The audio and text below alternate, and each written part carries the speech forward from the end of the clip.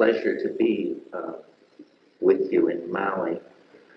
I've been trying to figure out since the first of the year whether I was dead or not, because I seem to be living in heaven.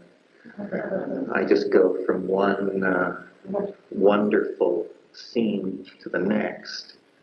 I was in Portugal the first 2 weeks of January doing a science fiction film, flew from there to the revolt in Chiapas, home to do the mail, and then back to my home on the nearby larger and more volcanically active island to the east. And now I'm here with you this evening. Thanks to Robin Johnson and Gary, who did the wonderful introduction, pleasant in its brevity. And I'm here to talk to you this evening about speaking about the unspeakable, which seemed to leave the field fairly broadly open for the last minute adjustments. Speaking about the unspeakable, it's both a joke and a pointer toward a very serious set of subjects.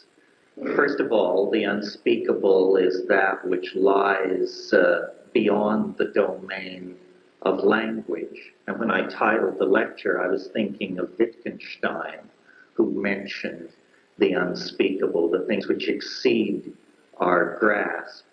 The other meaning of the unspeakable is the things we'd rather not speak about, our dilemma, our history, and how hard it will be to create solutions to our dilemma.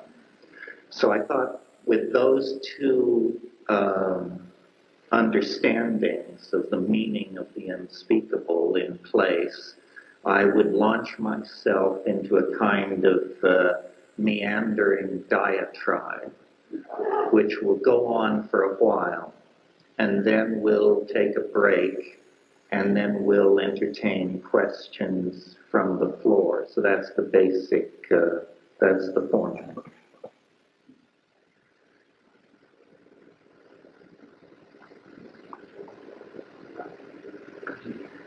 I'm sure it's no news here that we are approaching the third millennium, that 1,000 years of Christian civilization is percolating to its end, that we are on the brink of some kind of turning in the cosmic machinery. And though historians think of history as an endlessly fluctuating and trendlessly fluctuating process, in fact, I think for anyone with half an eye, it's clear that history is some kind of self-consuming process that occurs in geological and biological time in a kind of instant. It is not something that can be built into the life of a planet for endless eons. It's a phase transition, and it has the character of creating ever-expanding adaptive effectiveness for the species that practices it, usually through technology. But this adaptive effectiveness ultimately becomes toxic, no longer serves the endless expansion of population, the endless subduing of nature becomes counterproductive. And at that point, the feedback signals from the process of global civilization become signals indicating danger and time to shift to another gear, time to change the paradigm by which the society has directed itself. And Western civilization, through technological success, has become the dominant global civilization. So unlike the rise and fall of the Maya, which occurred in a kind of cultural and historical vacuum, our civilization touches everyone on this planet. We're involved in a species-wide crisis, and it's a crisis of adaptation and intelligence. If we can meet the crisis, if we can redesign the cultural machinery so that it can glide in to the new value system that a limited Earth and an electronically activated population demand, then we can use the crisis as a stepping stone to further exploration of the universe, further evolution, further unfoldment. If we can't meet the challenge, then the fossil record makes clear that there is a place and a plan for those who can't cut the mustard. 95% of all species that have ever lived on this planet are extinct. Nature is an engine for the production of extinct species. And if we are to evade that fate, then we have to rise to the challenge that our history deposits in our laps, because we have been practicing maladaptive technologies, maladaptive ideologies for about 12,000 years now. Well, this is not news to anybody. This just sets the stage. My perspective on this is a little different from many futurists or planners or people who grapple with this, because I believe that the answer to this dilemma and the answer to the contradictions that history confronts us with is a deeper exploration of the psychedelic experience. And the psychedelic experience is something incredibly alien to the Western mind. It is in fact taboo. It is in fact one of these unspeakable subjects promised in the lecture title. It's possible to go from birth to the grave without ever having a psychedelic experience. It's not built into your biology the way orgasm or sleep or hunger or something like that is. It's a physiological option that involves forming a symbiotic relationship with a plant, or post-high technology, with a substance either derived from a plant or probably structurally related to substances within plants. Consciousness appears to be, on one level, a materialistic phenomenon, in that it springs from the physical brain. It springs from the electrochemical processes that go on within organism.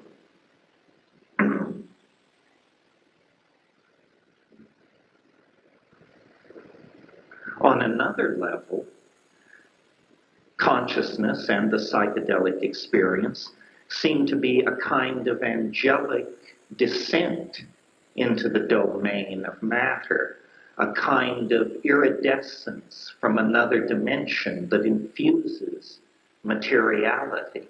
This is a great paradox, and it's a paradox that persists right down to the molecular level.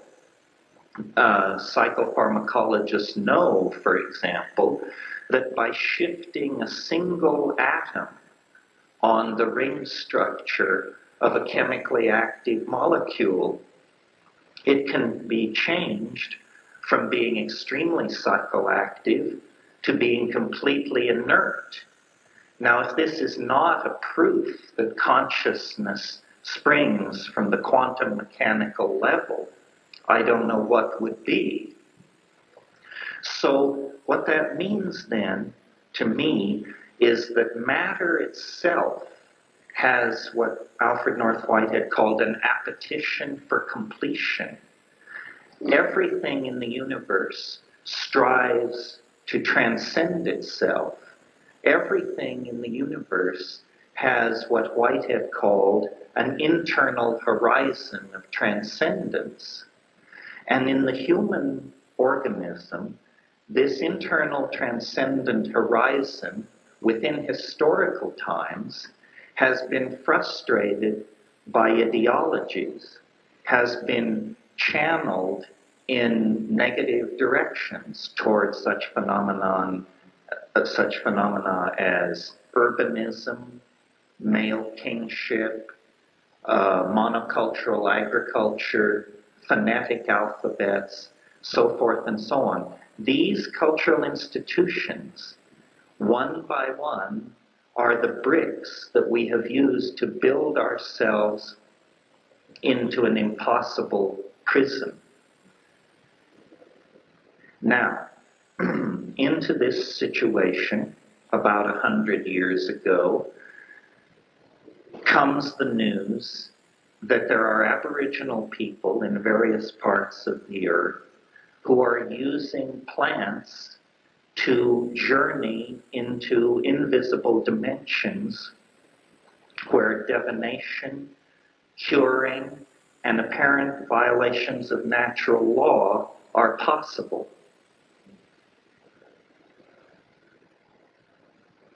You'll recall that in, I think it was 1888, Louis Lewin, the German pharmacologist, went to, of all places, Cincinnati, and scored 120 pounds of peyote, which he dutifully took back to Berlin and set to work upon, and quickly isolated the active principle, or it was isolated by a colleague of his. That initiated the modern era of psychopharmacology, and quickly Harmaline in the 20s, LSD in the 40s, psilocybin and DMT in the 50s, and then more exotic compounds were discovered. But as quickly as they were discovered, they were made illegal and they were professionally stigmatized, so that scientific careers were ruined if people chose to involve themselves in these substances. Well, now here's an interesting paradox. Science, which claims a kind of universal objectivity, which claims a kind of God-given right to probe into all dimensions and domains of nature, actually grew very queasy at the possibility of chemical agents being used to study and elucidate consciousness. And I think that when we analyze this modern institutional reluctance to deal with these compounds, what we uncover is in fact the lost history of the human race and the secret of our transcendent nature, our difference from the rest of animal nature is linked to the psychedelic compounds. And so is our sexuality, and so is our peculiar adaptive intelligence.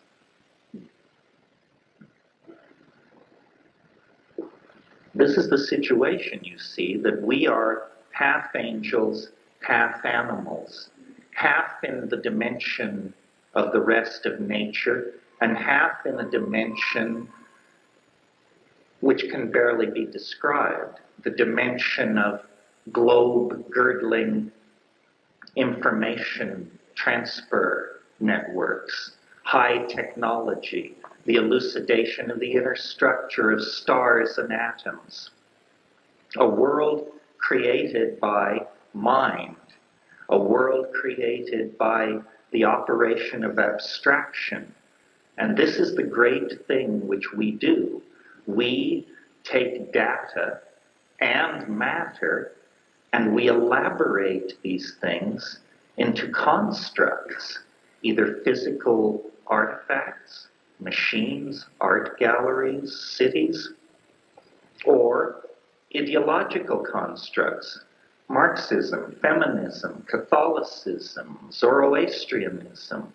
We seem to be the creature that can download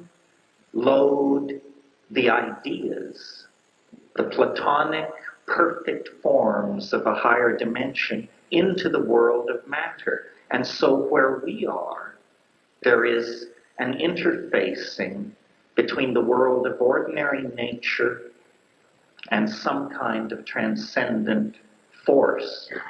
And I really believe that history is the trail in the snow, if you will, of this journey toward a fusion of spirit and matter. That the alchemical dream of the 16th century, which was the fusion of spirit and matter, was naively believed to be something that a single individual could achieve working alone in some Bavarian laboratory. This is not what it is, I think. I think human history is the alchemical process.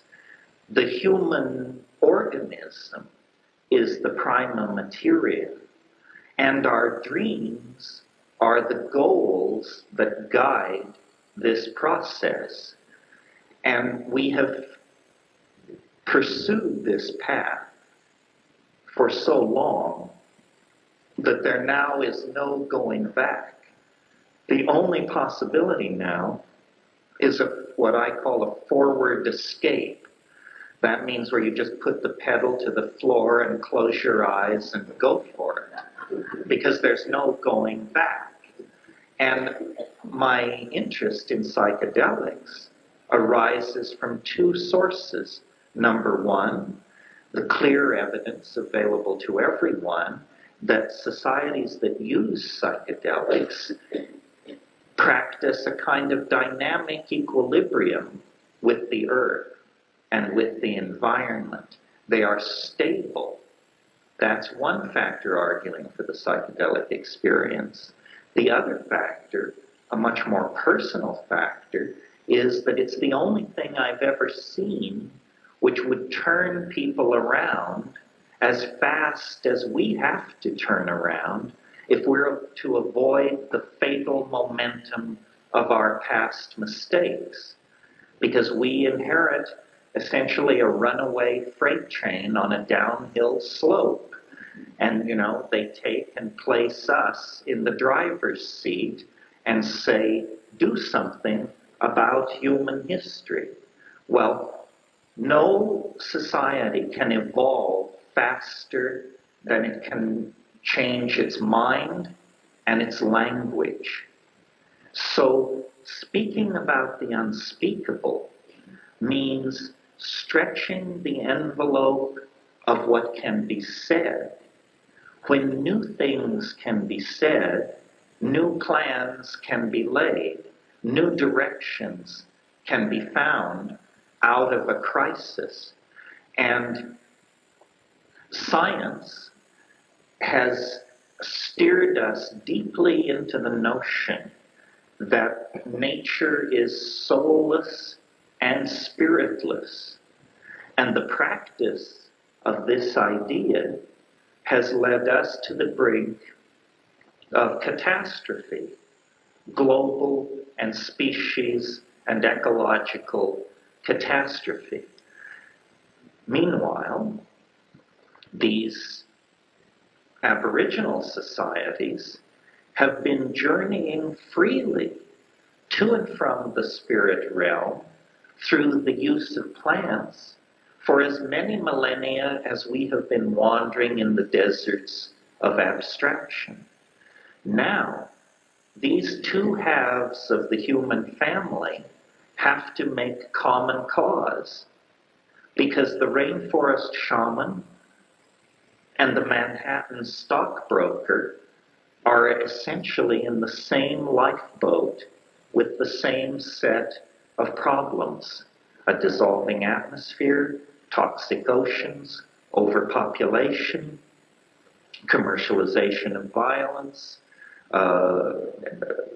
sexism, racism, you name it. These problems are global problems, and they are problems that will not be solved without an incredible leap of imagination.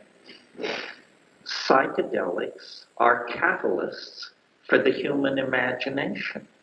That very simply is what they are.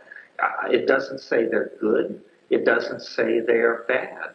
They will catalyze the perverse imagination with the same effectiveness that they will catalyze the Gaian responsible imagination.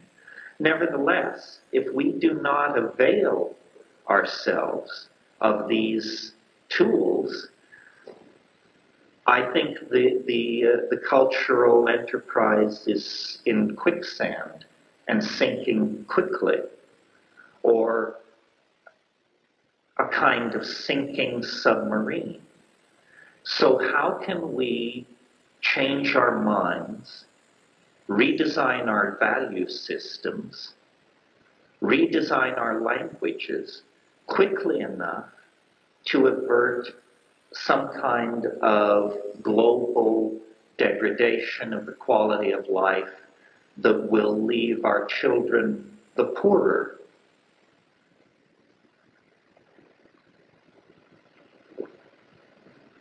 Well, the way to do this, I think, is to get connected up with the rest of nature.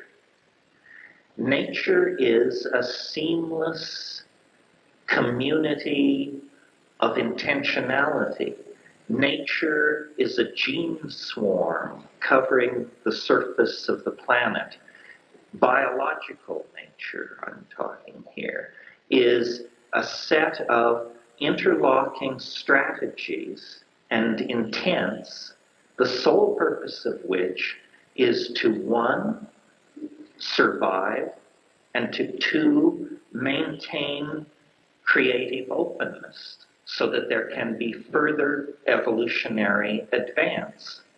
All life participates in the multiple feedback loops that homeostatically regulate this thing called nature. Only human beings, under the aegis of our peculiar civilization, have been able to sufficiently insulate themselves through urbanization, through the clearing of land, through special vocabularies, have been able to sufficiently insulate themselves to escape the implication of this natural engine of balance and equilibrium. The way back, then, is to get this Gaian connection. And if hortatory preaching could do it, the Sermon on the Mount would have been the turning point. But clearly that's not the case. Some things have gotten considerably worse since the Sermon on the Mount, for my money. The only way back is through a direct experience of the sacral and unitary nature of being. This is a very difficult problem for us because experience is something that we have given away. We are consumers of experience, handed down through a hierarchy that begins somewhere near Madison Avenue, a hierarchy of image production that causes all our values to be brought in from the outside as religions, as product fetishism, brand loyalty, ideologies. We consume these things the same way we consume petroleum and rice. What we have to do is begin to concentrate on the felt presence of immediate experience. This is what Western civilization has lost, is a sense of the felt presence of immediate experience. In other words, we have to live in the body. Ideology must serve feeling. Technology must serve intuition. What we're talking about here is a complete inversion of social values. We're talking about a feminizing of culture, a greening of culture, and a de-emphasis on mechanism and a de-emphasis on goals, the achievement of goals, over the style with which these goals are achieved. One of the books that I wrote was called The Archaic Revival, and I called it that because I can discern, or I delude myself in thinking I can discern, throughout the 20th century, a very large cultural pattern, which is what I call the nostalgia for the archaic.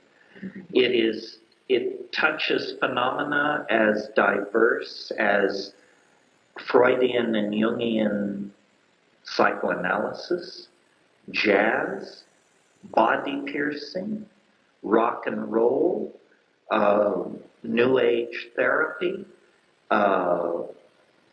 scarification and tattoos, house music, what all these things have, abstract expressionism, surrealism, Dada, what all these things have in common is a reverence for the irrational and the experiential, the tempos of the body.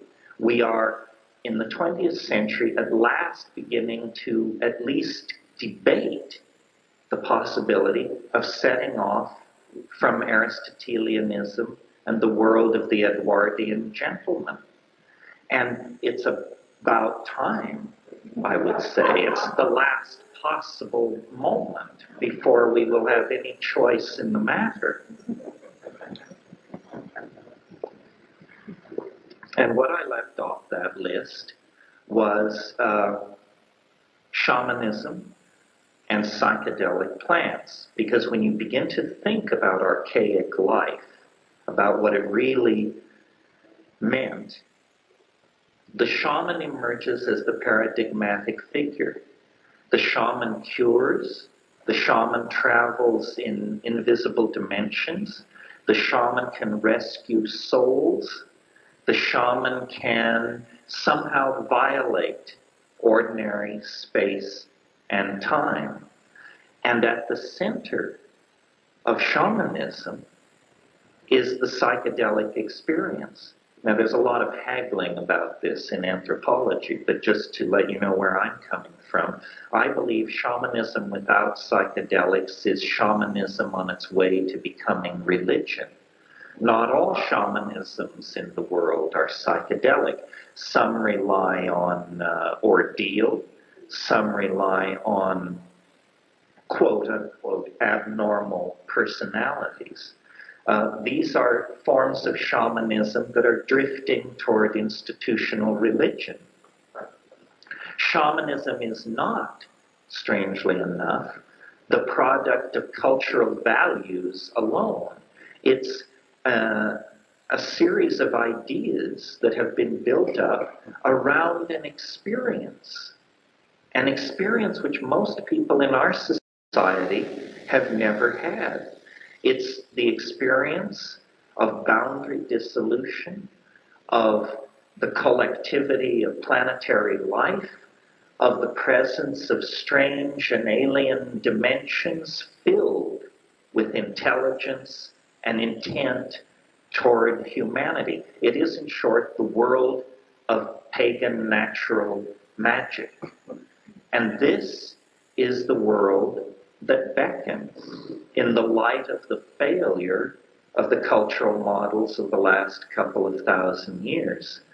Now, it's a matter of great political controversy.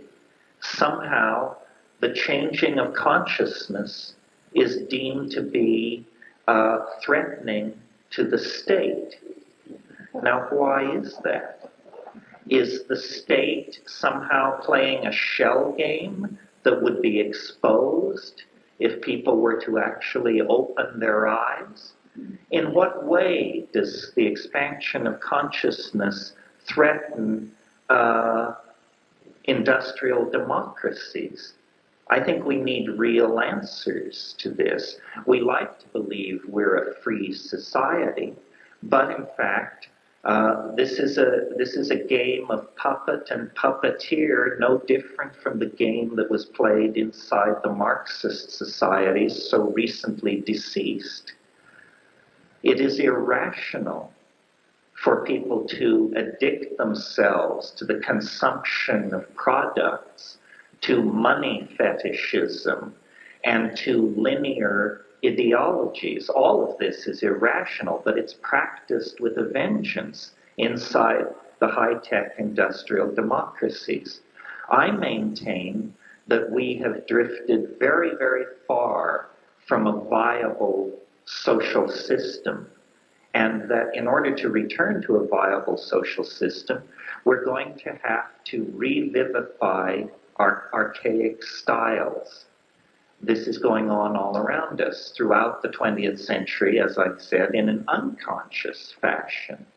But I'm suggesting that we do it in a conscious fashion, and that we admit that hegemony, monotheism, print-created culture, obsession with stuff, that all of these things have played us false. They do not satisfy. And what satisfies is authentic experience. And authentic experience has been made almost impossible inside the world of media manipulated symbols and manufactured ideologies that constitutes the modern world. So what's required then is a radical act of disassociation from these value systems. And what that means is boundary dissolving psychedelic intoxication, allowing the Gaian agenda to manifest itself by dissolving the ego and by standing outside the structures of consumerist society. When this is done by large numbers of people, and I think the fact that we're here this evening means that the agenda is proceeding on time, under budget. When this is done, people will not tolerate the kind of human societies and the kind of allocation of resources that we're witnessing today. The obscenity of great wealth in the presence of great poverty, the obscenity of further destruction of the earth in the presence of spreading deserts and cities, the obscenity of the destruction of our educational system with the knowledge that our children require education more than anything else. All of these failures of will can be overcome if we can connect to our feelings. Because what we are is a person sitting in the corner of a room, hitting themselves repeatedly on the head with a hammer. If we could feel what we were doing, we would stop instantly. But we cannot feel what we're doing. We have ideologies, we have excuses, we have government spokesmen, committees, commissions, study groups, white papers, so forth and so on. It's perfectly obvious that Western civilization has shot its wad. It's perfectly obvious that Christianity has produced a nightmare of repression, of anti-human intolerance. It's perfectly obvious that the nuclear family is a cauldron for the production of neurosis and the employment of psychotherapists. It's perfectly obvious that The most destructive drugs we have discovered are peddled freely in every shopping center.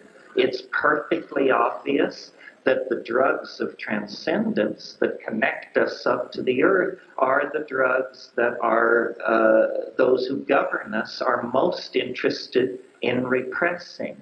We are living inside an impossible set of contradictions, no less impossible than the set of contradictions the people of the Soviet Union were asked to live under until very recently. How long can we tolerate business as usual? How long can people who drive Mercedes and send checks to Greenpeace twice a year content themselves with the idea that that is a sufficient response to a burning and dying planet? What we have to do, I think, is radicalize our point of view. And what that means is, first of all, a telescoping back. Most people can't tell whether Joseph Goebbels served in the first or second Nixon administration. Most people have no sense of history at all. But when you, and this is a failure of education, plain and simple, but when you pull back 10,000 years, 100,000 years, 1,000,000 years, 100,000,000 years, 1,000,000,000 years, then something emerges that is not taught in the schools, that is not recognized by science, that is never discussed and never mentioned. And that is that the further back in time you go, the simpler the universe becomes, until finally you reach the extraordinary improbability of the Big Bang. This is a moment where the universe, for no reason, sprang from nothingness, according to science. Now notice that whatever you think about that hypothesis, it's the limit test for credulity. Do you understand what I mean? I mean, if you believe that, you can believe anything. That is the most unlikely proposition the human brain can generate. And yet science holds it forth as axiom one. Axiom one. The universe sprang from nothing for no reason. Well, from that moment on, the universe has been complexifying itself as it cooled. First, it's a plasma of pure electrons. Then, as it cools, atoms form. Electrons can settle into stable orbits around atomic nuclei. As atomic systems aggregate into stars, fusion occurs. Heavier elements are cooked out, among them carbon. Four-valent carbon allows a new world of complexity to emerge, the world of organic chemistry. Out of that possibility emerge long-chain polymers. Out of that possibility emerge self-replicating molecular systems, and out of that comes primitive life. And out of that, complex life, and out of that, land-based life, and out of that, mammals, and out of that, primates, and out of that, human beings sitting around the campfire, chewing on reindeer hides and chipping flint, and out of that, our own immensely complex, planet-girdling, planet-agonizing civilization. Okay, but now notice something about this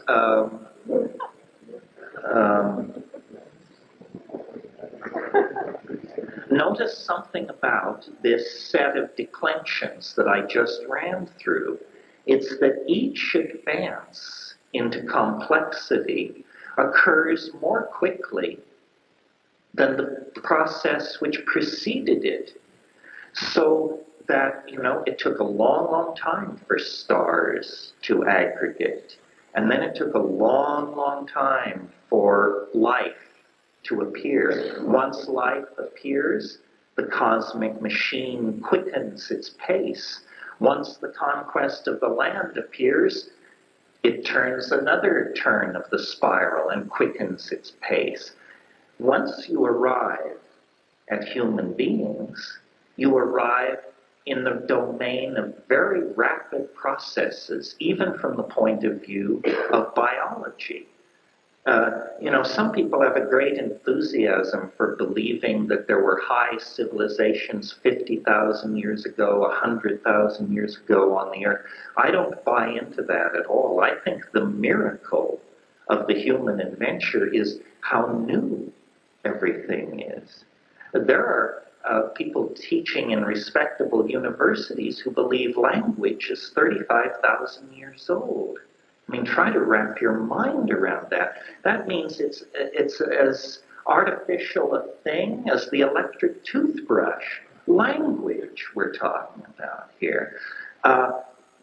We are apparently the cutting edge of an ever-accelerating concrescent process. And this is what I was referring to at the beginning of the talk when I said history cannot go on forever. History represents a phase in the development of something, and the conquest of the land represented an earlier phase in the development of that same thing. The hundreds of millions of years of life in the ocean, yet a longer, earlier phase of this same process of emergence. Now, the pace of the cosmic drama has quickened. It rests in us. In the last 100 years, there has been more scientific and cultural advance, let's make that scientific advance, than in the previous 100,000 years. This acceleration leads any rational person to the conclusion that eventually we are going to enter into domains of novelty of such short duration that they will consume history. And I believe that this is what the psychedelic experience actually reveals, that, you can talk about the Jungian unconscious, you can talk about the maps of the Witoto or the Warani, but that the most effective map of the psychedelic domain is, strange to say, a mathematical map. That consciousness is the conquest of dimensionality. Biology is the conquest of dimensionality. The evolution of organs of locomotion and coordinated eyesight and so forth, these are devices to propel us through three-dimensional space. The mind, in its ability to coordinate data and anticipate situations, is a kind of trans-temporal organ. It is coordinating us in time as well as space. We are growing toward a kind of hyperspatiality. And this is a drama of universal import because it is all biology that participates in this. Now, this represents a radical change of view to what the myth of our civilization is. The myth of our civilization is that the universe began a long time ago. It will be consumed in entropic heat death a long, long time in the future. We are on an ordinary planet, around an ordinary star, in an ordinary galaxy, in a universe of hundreds of millions of such galaxies. In other words, it's put down, put down, put down, put down, a minimalizing of our importance. We are no more, in the view of science, than fortunate spectators to a cosmic drama that knows and cares nothing about us. I don't believe this. I don't think the evidence of the psychedelic experience supports it. I think that the universe is an engine for the production of novelty, ever quicker, ever faster, ever denser, and that at this moment, so far as we know, in this universe, we, the human species, our civilization, this evening, right now, is the most complex organization, system, organism in existence. Therefore, somehow, the fate of the cosmic intent rests with us. We are not without responsibility in this situation. Somehow, the next step, the next advancement into novelty depends on our being a smooth and dowelful conduit for its emergence. And so, as a global civilization, we can no longer afford the luxury of an unconscious mind.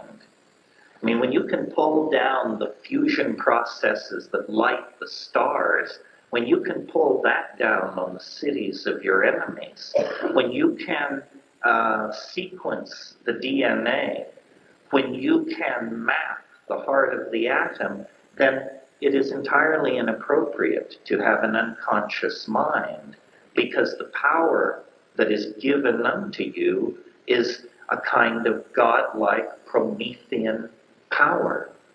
So how can we switch on the lights on our animal nature and draw ourselves toward the angelic destiny that wants to happen? Well, I think it's very simple. We have to decondition ourselves from culture. We are sick. We require medical intervention, immediate medical intervention, to attempt to intervene on what is a galloping cancerous state of neurosis, the growth and spread of ego.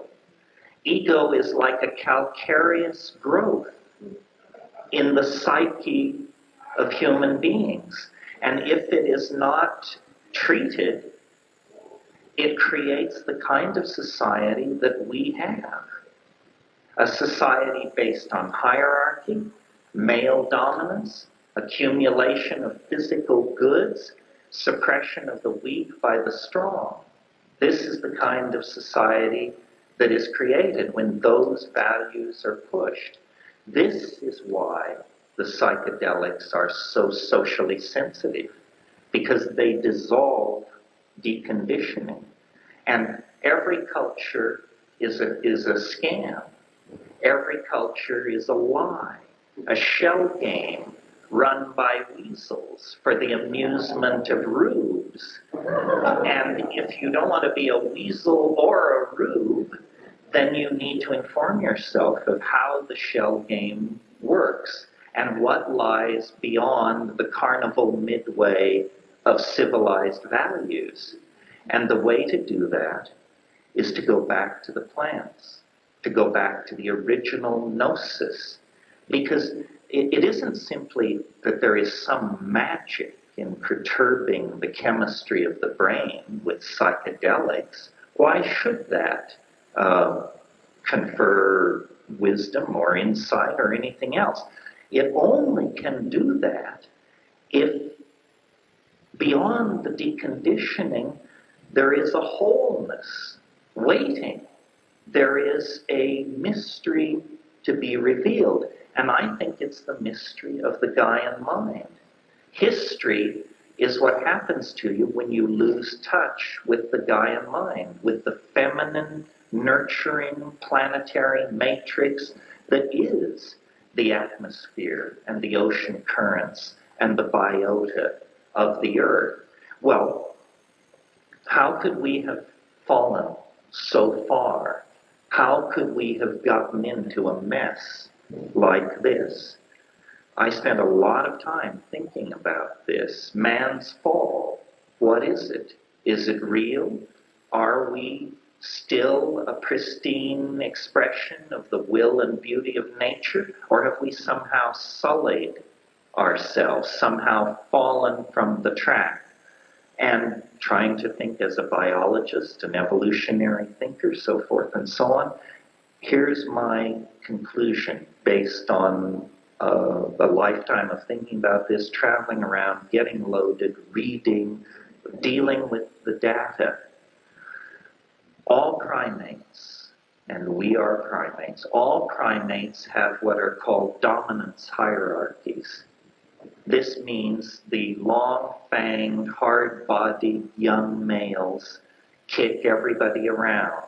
The females, the youngs, the juveniles, the homosexuals, everybody takes their marching order from the male dominators.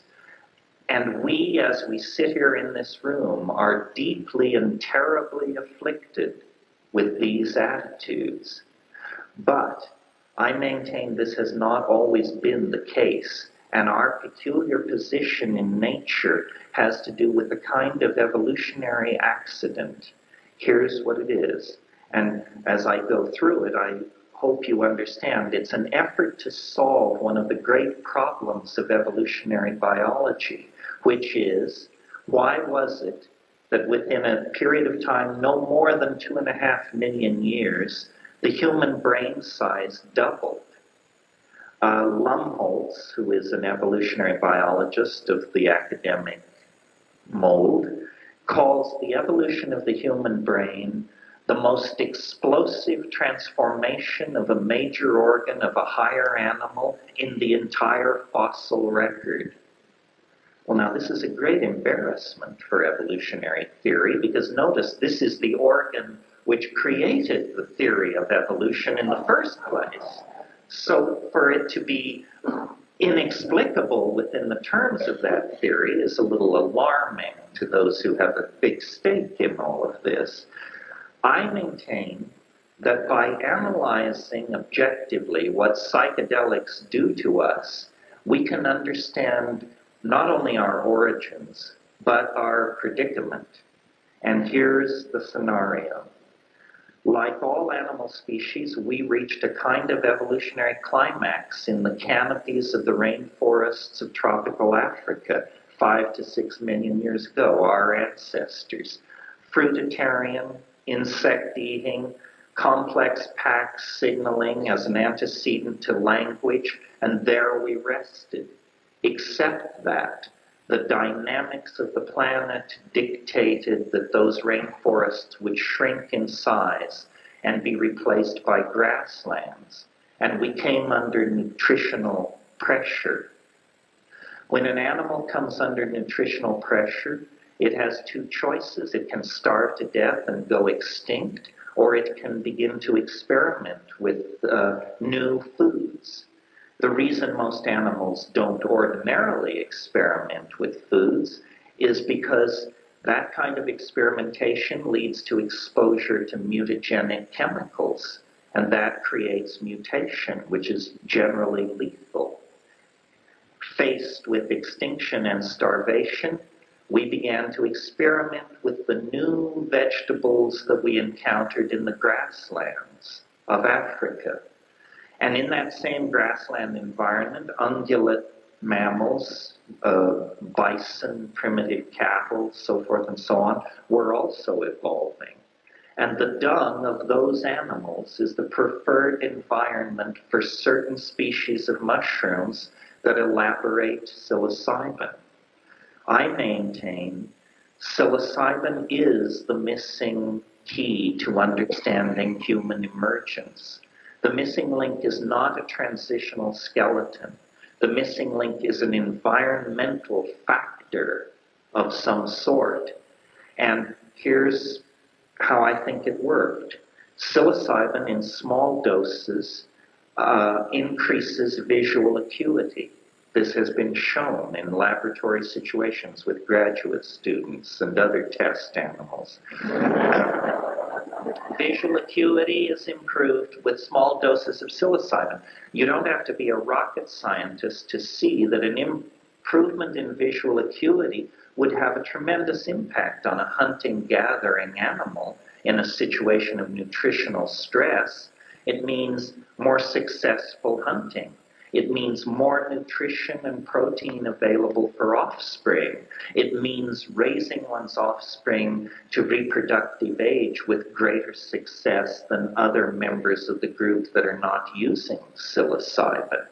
So there is the thin wedge in that psilocybin, perhaps unconsciously integrated into the diet, gives a slightly increased success at food acquisition. At higher doses, psilocybin creates what's called, and all CNS stimulants, create what's called arousal. This means this is how you feel after you have 2 double cappuccinos, pacing around, scanning the environment. And in highly sexed animals like primates, in the male, it means erection. So it becomes then a promoter of increased sexual activity, what primatologists like to call more successful instances of copulation. That's a second factor tending to outbreed members of the group not using psilocybin. Then, at still higher levels, hunting is out of the question. Whoopee is out of the question. And you're just nailed to the ground by the firelight, writhing in the ecstasis of hallucinogenic visions that unfolds around you. A situation that, to us, with all our sophistication, Husserl, Heidegger, Michael Jackson, the whole thing, we are as in awe of that as those proto-human beings must have been. So there it is. It's a 3-stage process. Better success at hunting, greater expression of sexuality and outbreeding of non-psilocybin using members of the population, and then dissolution of boundaries into ecstasy. And this is the important one, because the thing that distinguishes our civilization and our lifestyle and our telos is ego. We believe that the free democratic individual is the highest expression of human evolution on this planet. We have deified the ego. But notice that the ego is, 1, fragile, and 2, it exists by definition of boundaries. My house, my job, my lover, my fortune, your house, your lover, your fortune. Ego means we define boundaries, the very thing that the psychedelics erode. And I believe that the sexual arousal and the boundary dissolution, when poured together in a social context in the high Paleolithic, created a society based on orgiastic sex and incredibly tight community values. Because one of the consequences of an orgiastic style is men cannot trace lines of male paternity. Therefore, men do not have children in the ordinary sense. Children belong to the group, and loyalty then is transferred to the group. It is not transferred to the family unit. And there was a moment, 10,000 years, 20,000 years, 100,000 years, a window when on the plains of Africa, under the influence of psilocybin and a non-hierarchical, orgiastic, nomadic society, we created poetry, drama, philosophy, higher values, altruism, courage, self-sacrifice, all of the values that we call human and transcendental were created in that environment. And then, no more than 15 to 20,000 years ago,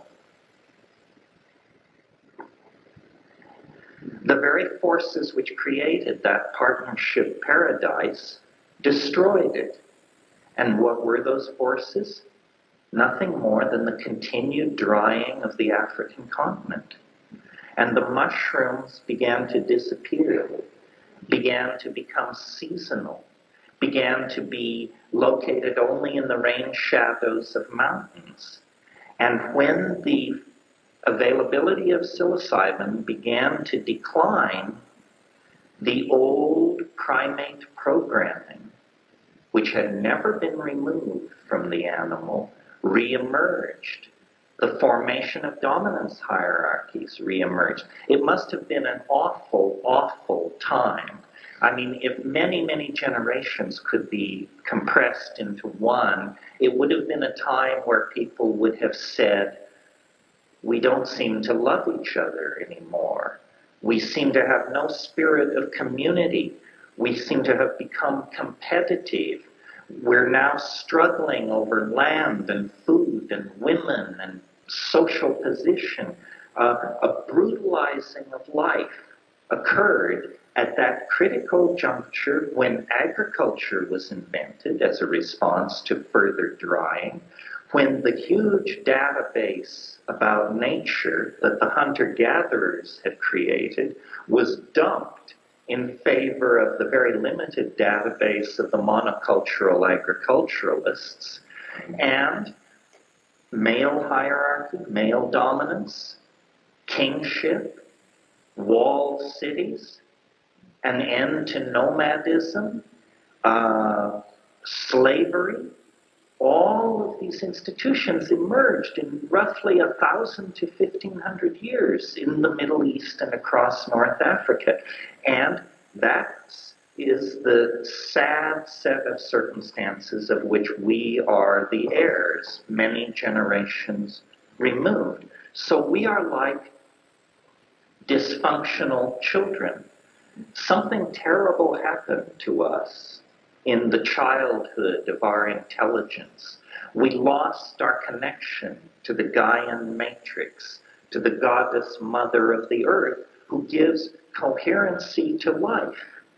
And when the connection was lost, we fell into history. It was a perverse thing. People became frantic to preserve the mushrooms, and they created strategies such as pickling them in honey. The problem with that is honey itself can change into a psychoactive compound, fermented alcohol. This creates a completely different set of cultural values.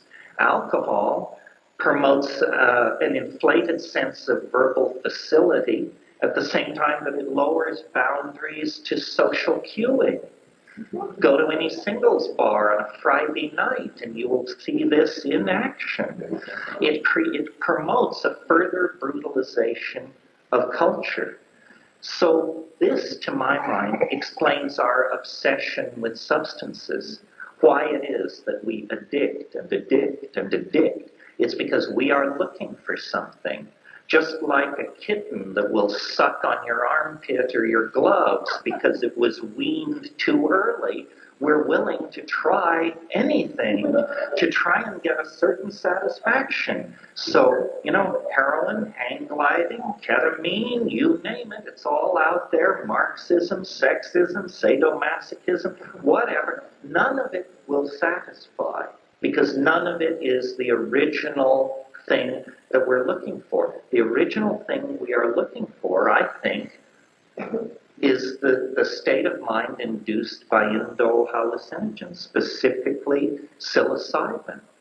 And we need to have a cultural dialogue about this. There is no other point of view. In other words, nobody has a good story about how we got here, how we emerged out of human prototypes so quickly.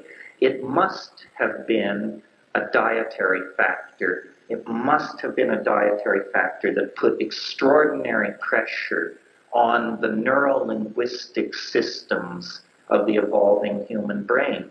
Psilocybin fits the profile. It was available in that environment at the right time, in the right quantity. And I maintain, we're not simply solving here a kind of abstract question about human origins. We are also pointing the way toward answers.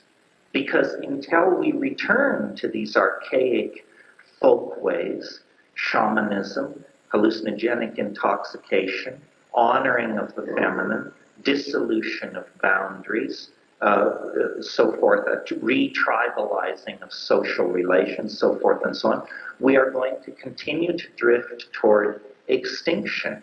So it's time to start speaking about the unspeakable. It's time to articulate these options. It's possible that we're going to sink into the quicksand of extinction with the answer clutched in our hand. That would be a tragedy too much to bear. I mean, it's one thing to think there are no answers. It's quite another to die with the answer in your hand. I mean, that's just sheer shit-brain stupidity. So what must be done is the psychedelic meme must be given respectability. It must be outed. It must be surfaced. People of intelligence whose lives have been touched by these things have to begin to witness it. This is how gay people got respect. It's how people of color got respect. They're not handing rights out in this society, in case you didn't notice. The only way you are given your rights is if you demand them. And the idea that plants should be illegal and that the evolution and exploration of one's own mind should be of interest and regulated by the state is obscene, absurd, ridiculous.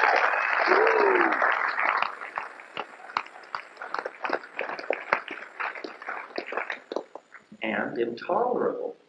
So, here we are, 9 times in the last 100,000 years, the ice has moved outward from the poles, destroying everything in its path.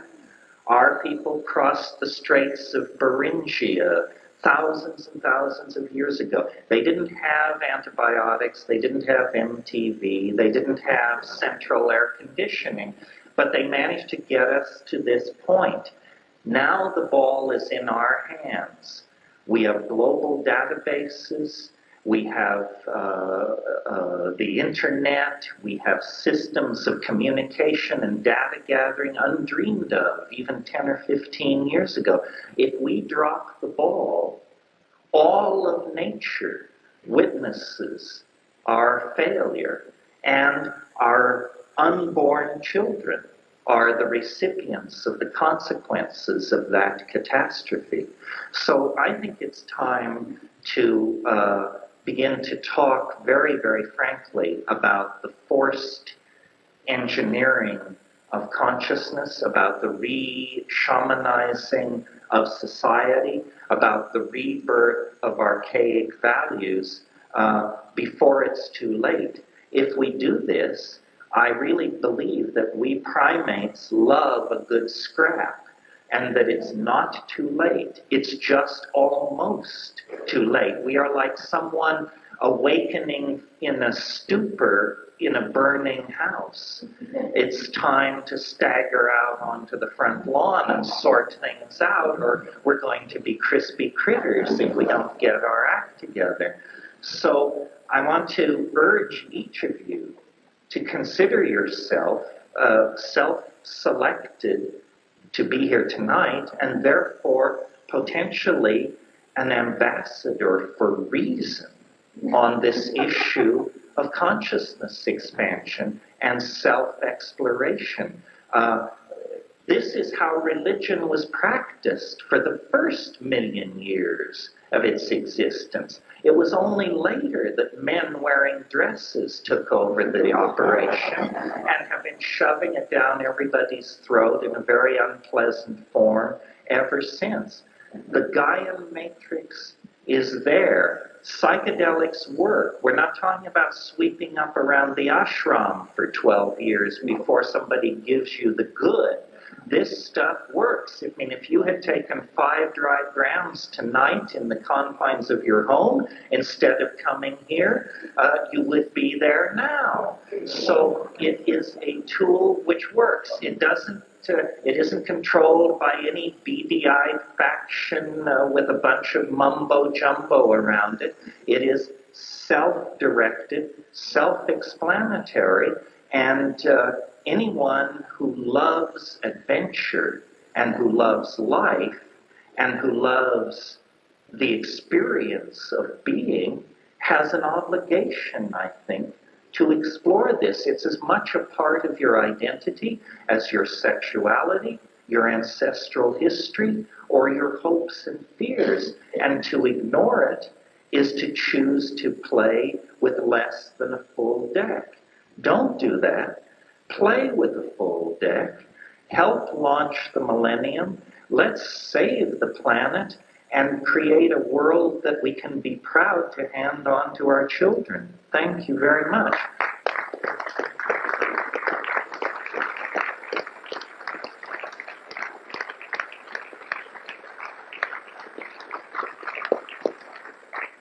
We'll take about a 15-minute break. I think they're dealing books and things in the back, and then we'll do Q&A from the audience, which is much more fun, I assure you.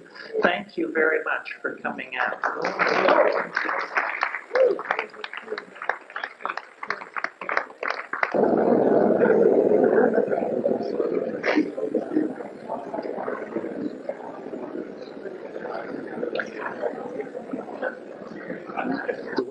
The way we'd like to see this work is that when you have a question, if you could come up to the microphone, and those who have additional questions, if you could sort of queue up behind, and then Terence will answer them. Okay.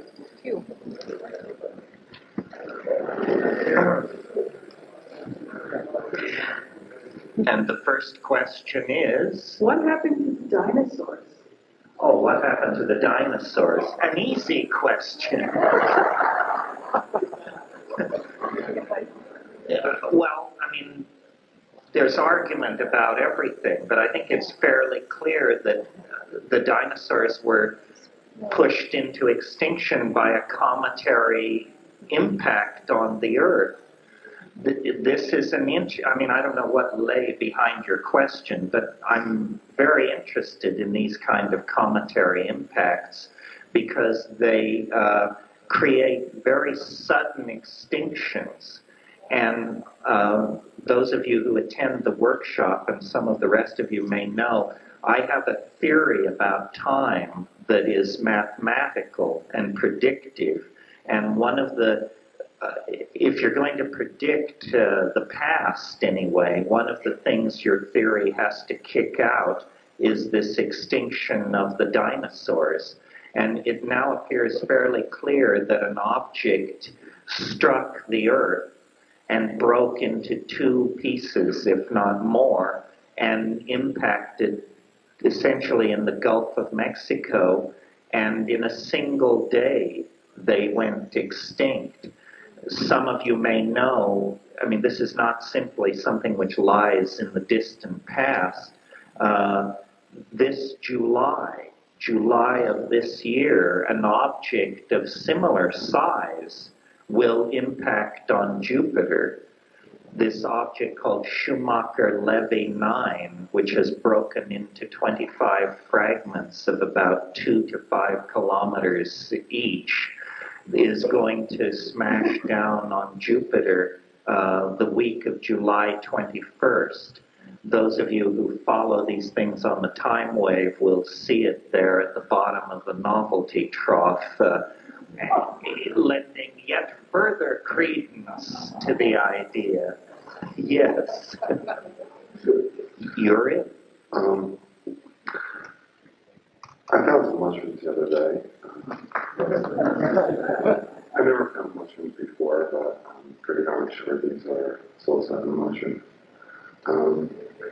Do you know anything about trying them? I tried them in my tent, and after about 2 days, they went dry. Did they turn to slime? No.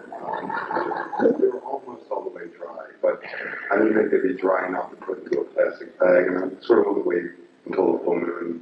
I did a few of them. And were they the real? The sport print and the bruising and the taste and the smell, everything is there. It came right out of the print. I never picked them up, like I said, pretty much sure these are there. Well, do you guys are they fully go bad if I put them in the sun for a couple of hours?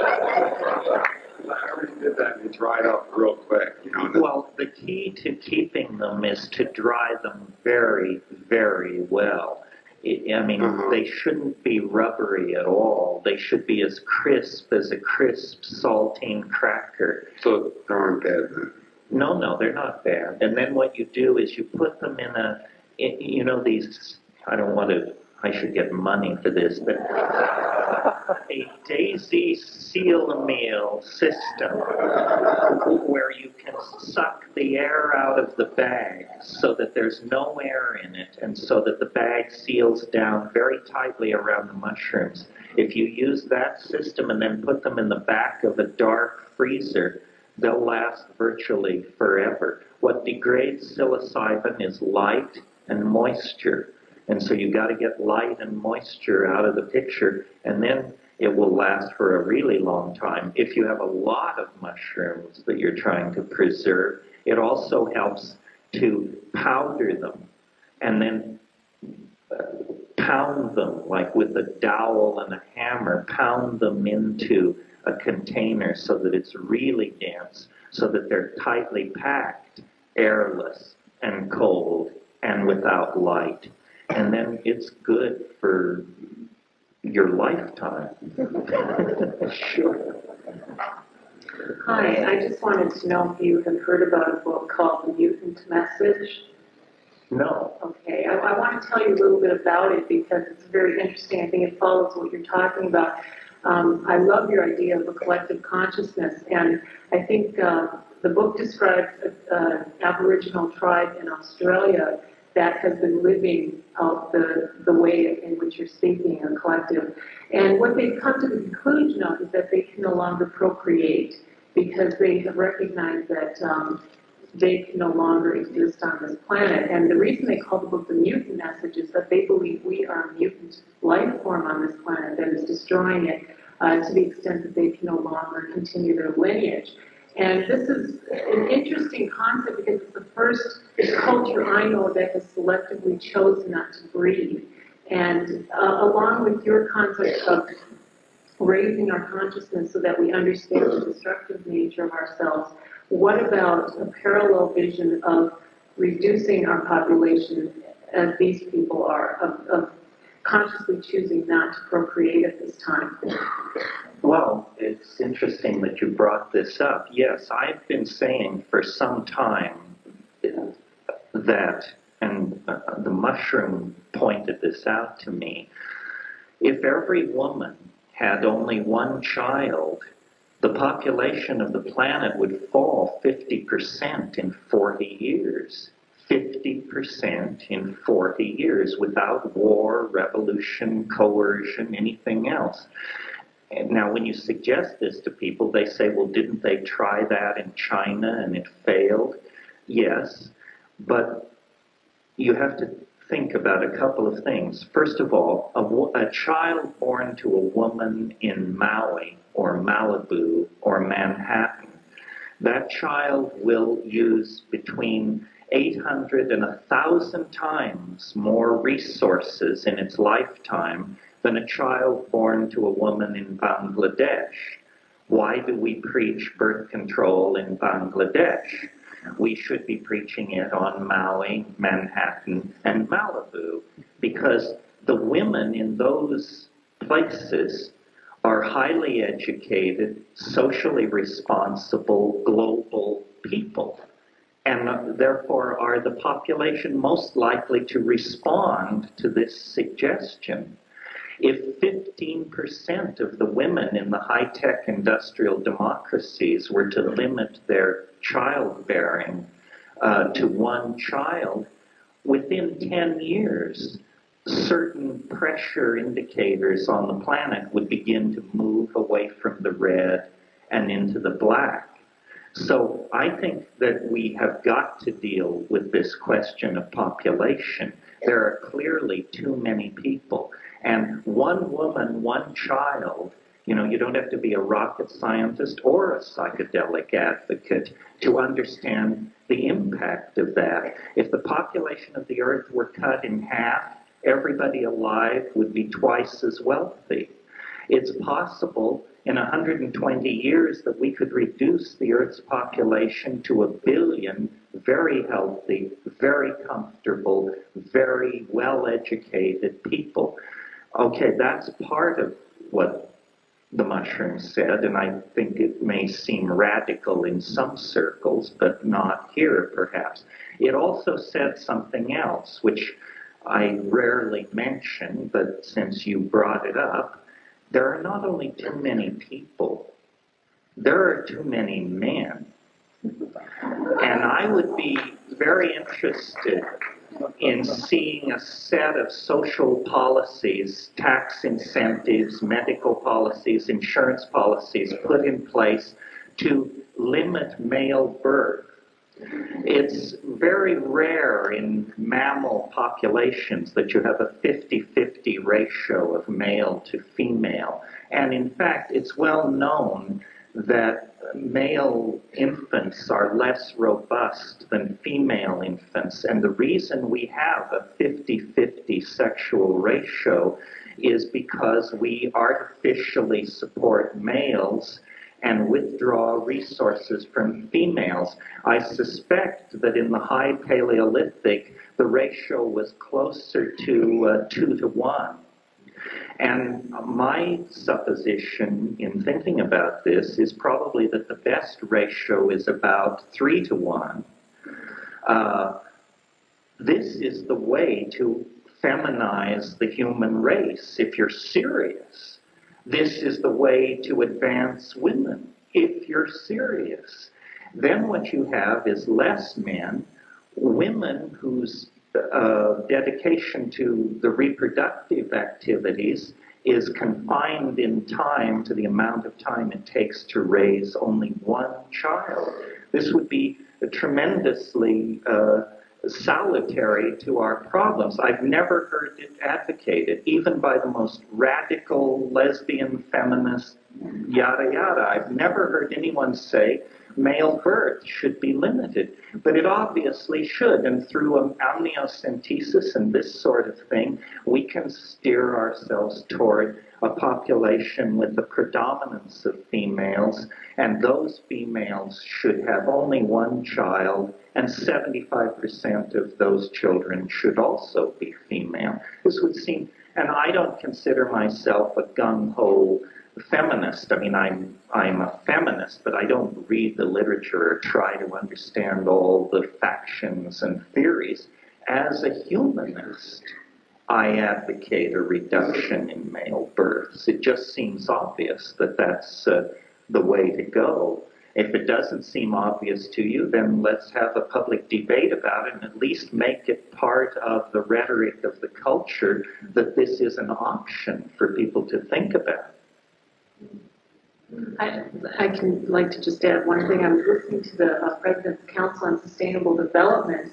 It's very interesting when you bring up the population issue because certain social groups that feel they are not being heard because their numbers are not large enough feel that's their only trump card at this point. And that's real frightening, but I understand the need for social justice, and that feels like their only alternative is to populate in order to get the respect that they need. So.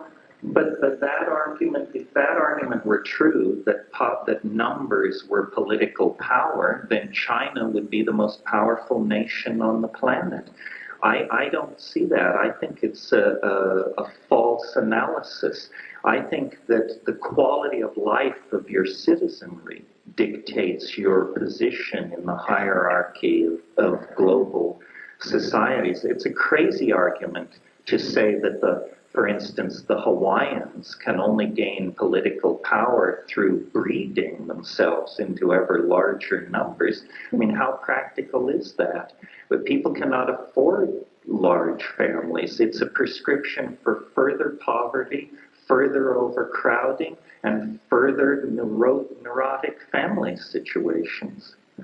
The child, the objection I hear to the one woman, one child idea is that only children are neurotic. But I don't believe this. I think the post-industrial nuclear family model is extraordinarily neurotic because the parents model neurosis for the two children who are usually part of the picture. The nuclear family is a product of the Industrial Revolution. It is not a traditional social unit rooted in thousands of years of human experimentation. It's entirely a social unit created for the convenience of the factory and the office. If we are gung-ho to return to archaic social units, then we have to return to the extended family. And of course, that's very difficult because modern transportation makes it possible for families to exist, to spread out all over the world. But, you know, whether you're psychedelic or not, it's perfectly clear that if population is not somehow controlled, all other good works, all other liberal forward-thinking policies will come to nothing because the burgeoning population simply sucks up the resources that are freed. So, and yes, we have to then take on the Catholic Church and so forth and so on, but no group of people should be free to run around advocating policies that threaten the survival of the human race. I mean, that should be, if there are ideological crimes, that should be one of them. And the idea that you can run around advocating policies that wreck the land and push millions of people into poverty, degradation, and death is obscene. I mean, people didn't care for the Holocaust. That was a moral outrage. But the policies of the Roman Catholic Church push more people into early death, disease, and poverty than the Holocaust ever did.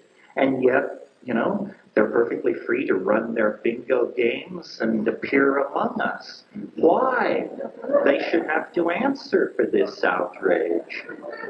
Of course, I have to tell you, I'm a recovering Catholic, so...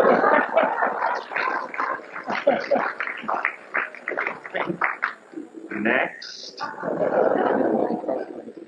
Well, Terence, you're advocating psilocybin here as a possible key towards the necessary transformation in consciousness that we need, you know, for this culture, this current civilization and continuum. And you painted a wonderful picture about how we really are at kind of a break point. I mean, something has to happen. But I'm just wondering, do you have any kind of scenario, do you envision any way in which it's possible for the widespread ingestion and usage of this stuff? I mean, it's currently criminal. How can this work? How can it happen? I mean, it's something that you have to take, right? You have to have the experience, and you're saying that a large number of people have to have it.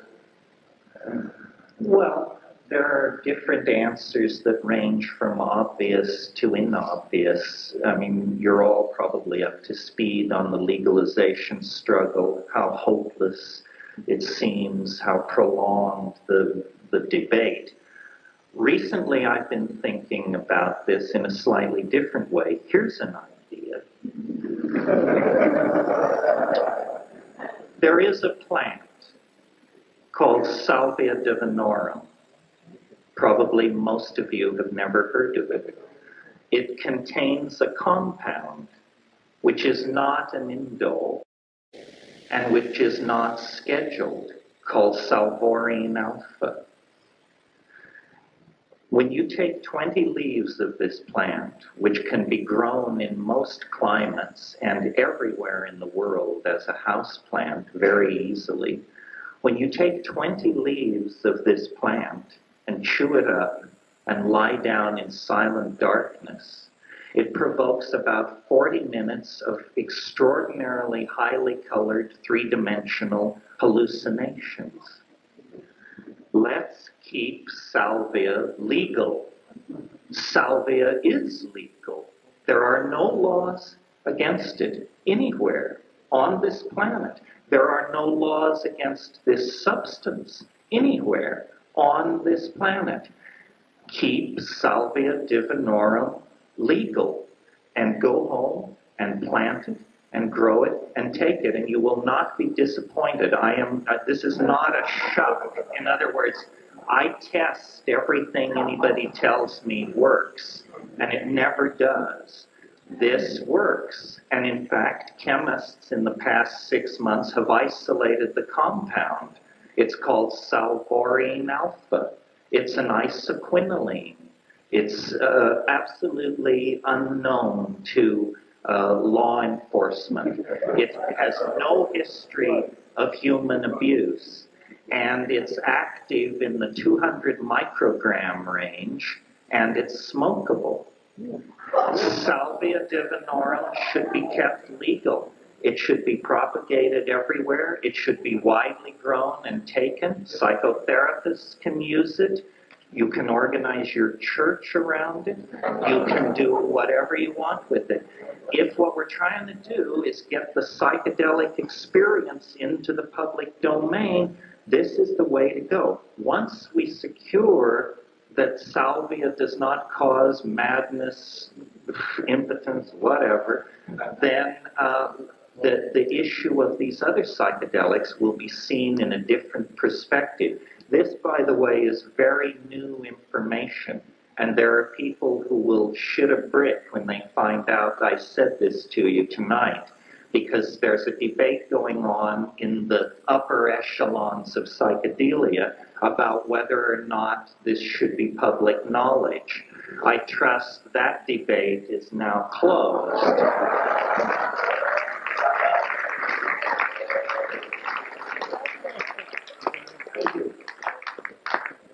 You heard it here first.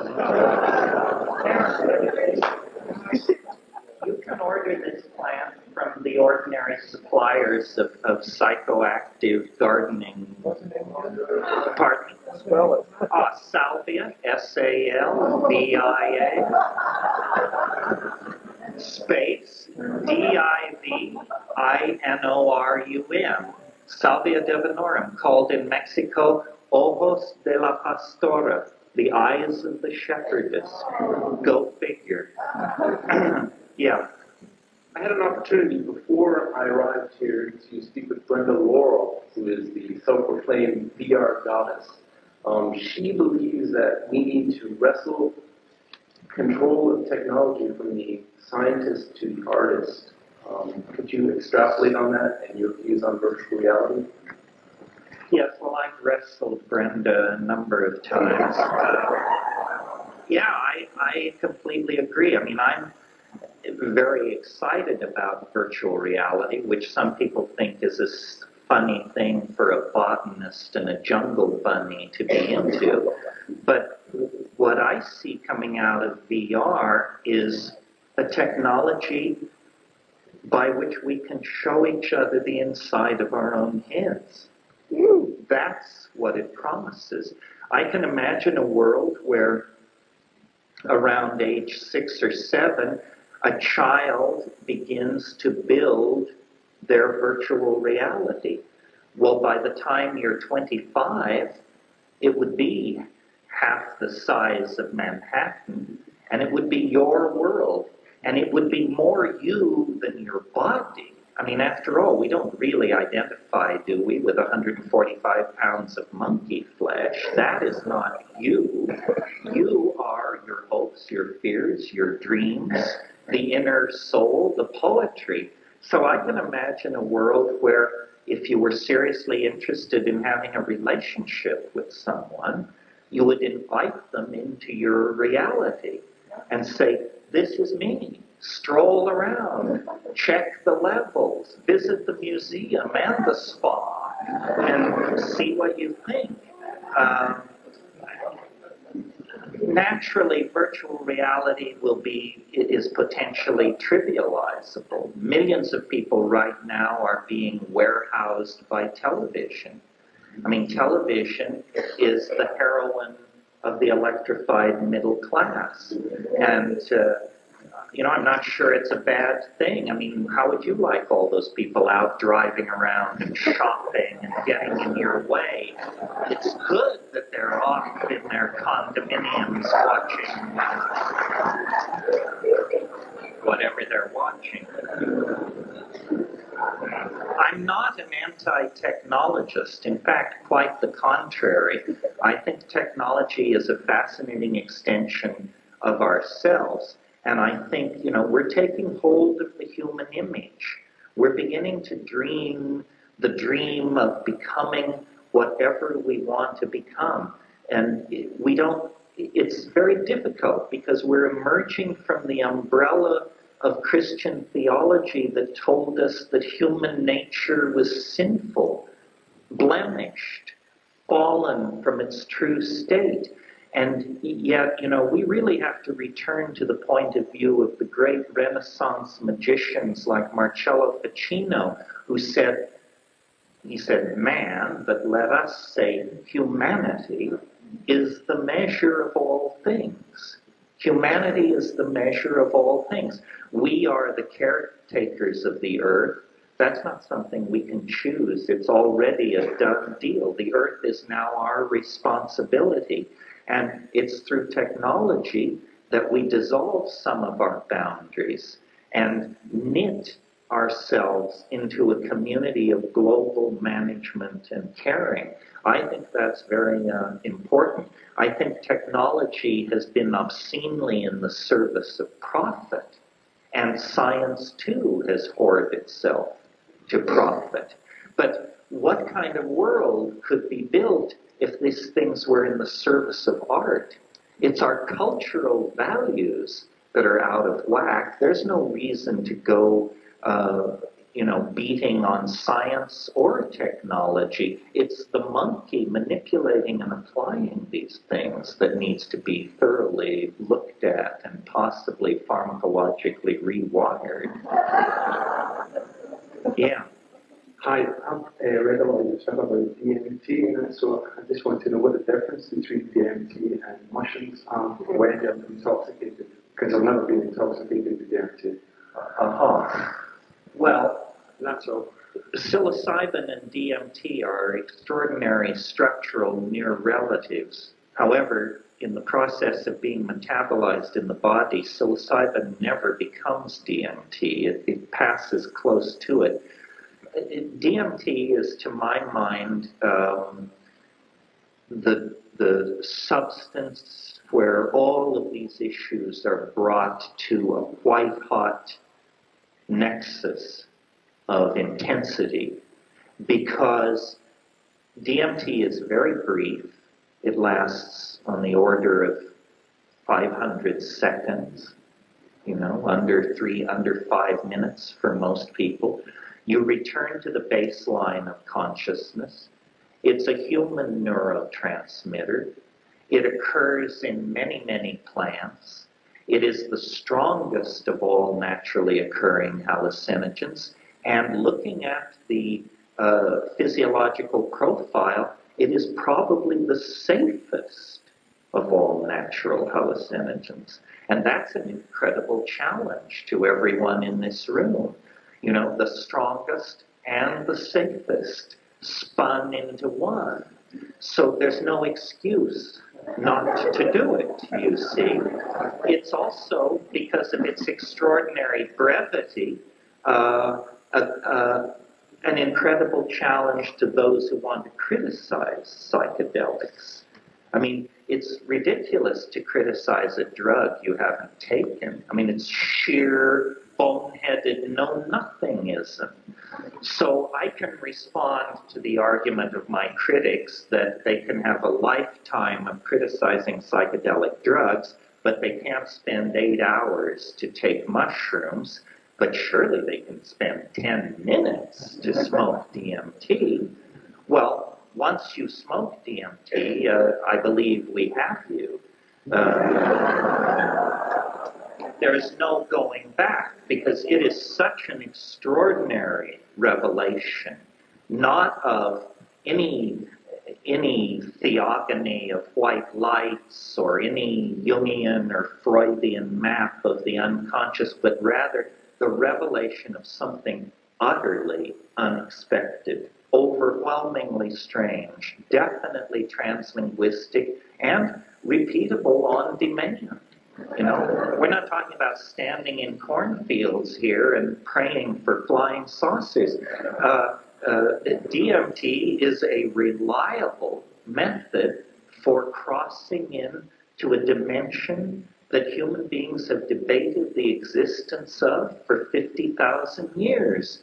Is there an invisible nearby world inhabited by active intelligences with which human beings can communicate? You bet your booties there is. And, you know, if you don't think so, then tell me you don't think so and you've smoked 70 milligrams of DMT. Otherwise, we just don't have anything to talk about. Yes, yes. I love your theory of the missing link and psilocybin being a possible solution to the missing link there.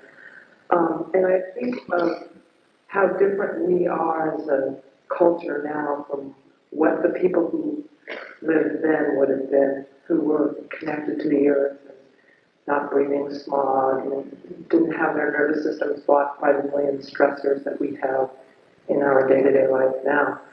And one of the things that concerns me as a long-time observer of psychedelics on people, not so much psilocybin specifically, but LSD and the more chemically altered ones, is watching the way that does sometimes affect different people different ways, and sometimes in not always positive ways. And when I hear people talking about using psychedelics as a general solution to something, a lot of alarms go off in me because I've seen so much temporary and sometimes long-term suffering from it. And I don't know, I'd like to look at that side of it. Yeah, well, I agree. I mean, I think that the problem is not with the psychedelics. The problem is with educating people. I mean, the way I do psychedelics is fairly infrequently and at quite high doses and in darkness, and then this is my preference, but alone. And the way not to do psychedelics is frequently and at low doses and in socially dense and complex situations, because it draws energy from the thing. There are a lot of people running around who think they have their psychedelic credentials in order, who have in fact only tickled the tummy of the beast. You know, there are social subclasses where you get a lot of respect if you say you're a psychedelic head, and a lot of people simply want entry into the social club. So they say, oh yeah, acid, I took a lot of acid in my time and this and that. But the question is not how much you took. The question is how much you took any given time. Because when I talk about the psychedelic experience, there are thousands of altered states. You know, yoga, hyperventilation, toxicity, dreams, uppers, downers, juice. There are all kinds of altered states. The psychedelic state is very, very defined in my mind. It's characterized by boundary dissolution, by visual hallucination. That's important. The people who say they've taken these things and never hallucinated have to go back for a retread. It doesn't count.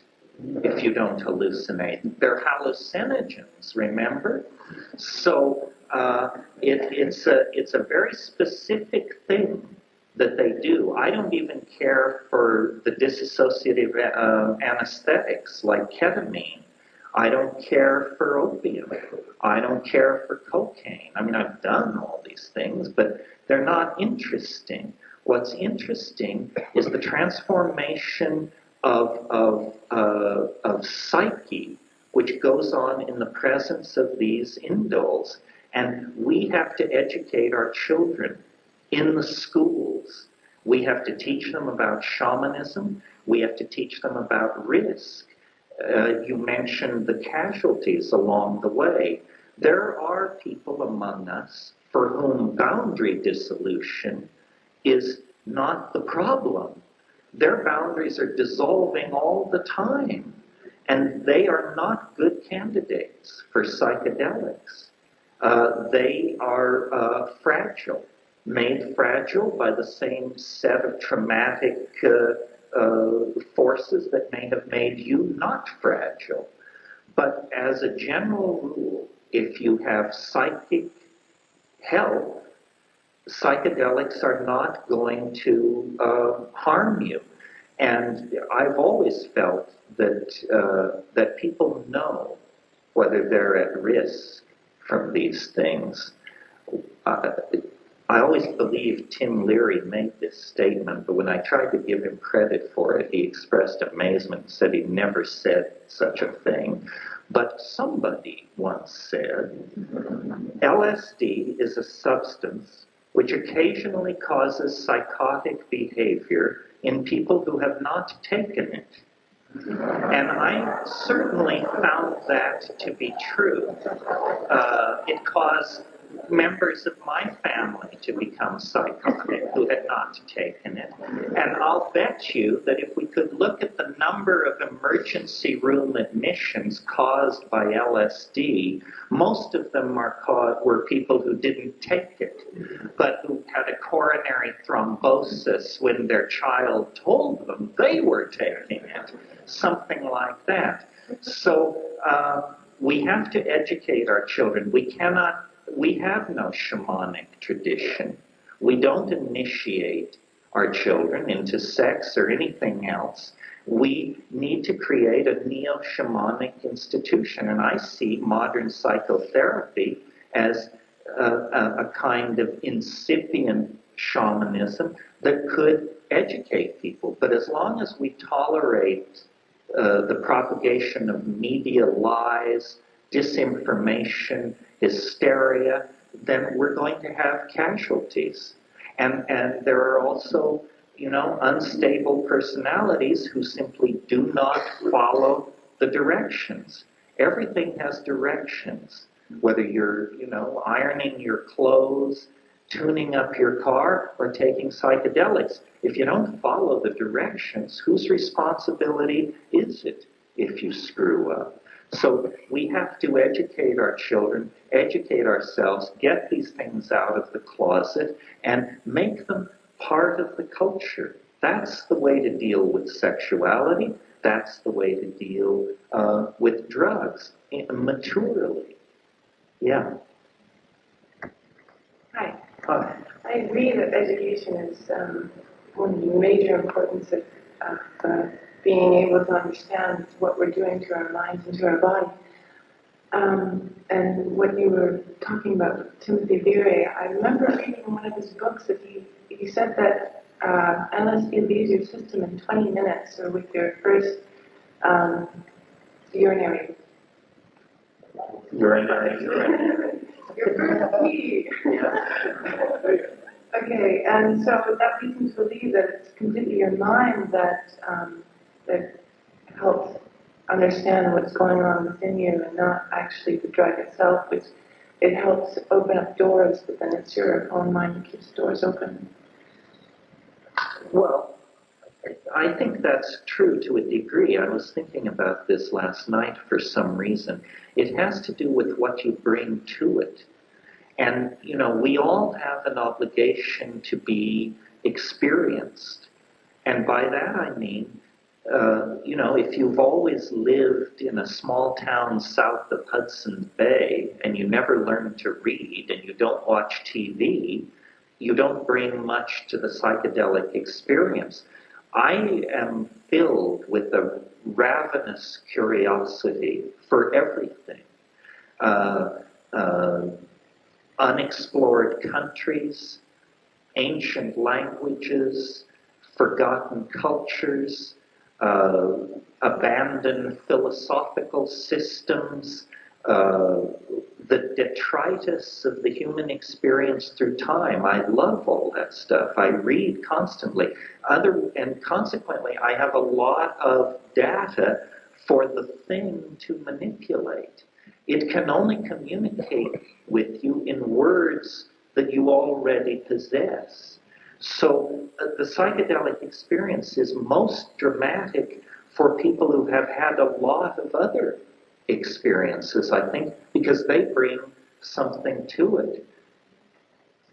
I was just going to say that with my own experiences, I've been able to counteract any bad vibes, I guess, that were coming my way through the will of knowing that it's out of my system and it's merely my mind, and helping people go through, whether it be a bad trip or not. It may seem that it's your mind that, I don't know if that's making any sense, but that knowing that it's not the drug and that it's your mind that's doing the evolving, that you have the capability of stopping at any time and going to sleep and waking up the next morning and continuing your life. Yeah, well, I don't want to knock the crop out from under you, but I don't know how secure this data is that LSD leaves your body in 20 minutes. I'd be interested to see the papers that secure that. It is your mind, but what is mind? You know, philosophers have been at this for thousands of years. Nobody has a clue, not a clue. What is mind? Is it the electrochemical activity of the brain? Is it where in the body does it originate? You know, with all the fancy instruments of modern medicine, no one has ever seen a thought form in brain tissue. No one has ever been able to make a direct analogy between an EEG tracing and a thought. Thought is still very, very mysterious. When I think that I will close my hand into a fist, that's a miracle. That's mind over matter. No philosopher in human history has ever been able to explain how that simple act takes place. That tells you that philosophy has been staying well away from the world of direct experience, because every day we experience willing our body to act, and yet we say mind cannot affect matter. Well, why do we have this contradiction? It's because we don't want to admit the primacy of mind. Do you want to say something else? Okay. You. Yeah, go for it. I have a thought.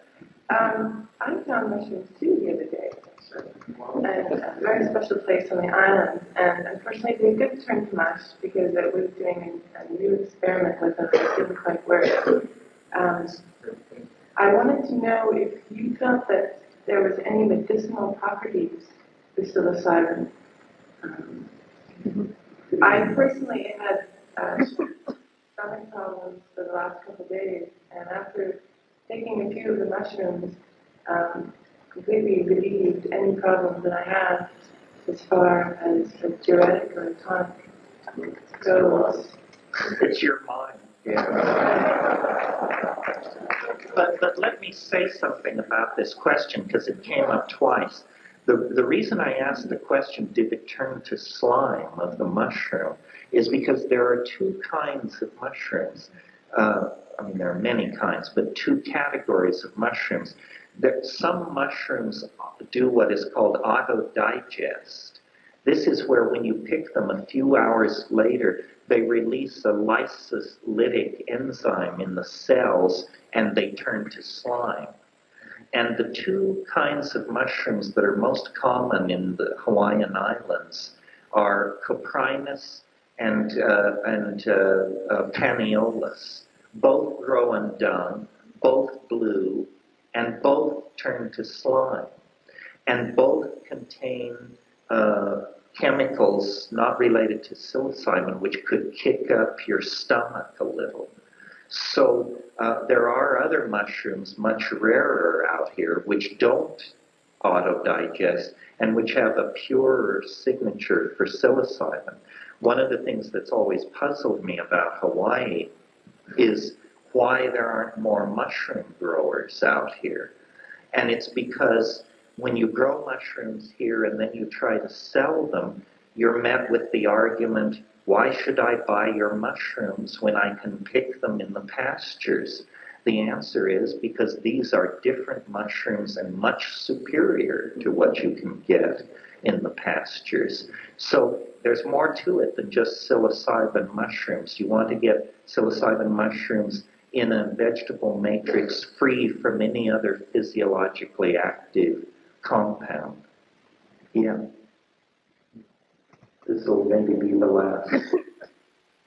The psychedelic experience and cannabis experience certainly for me has helped me open to wisdom of nature that comes from being in a completely divine atmosphere and allowing wisdom to come.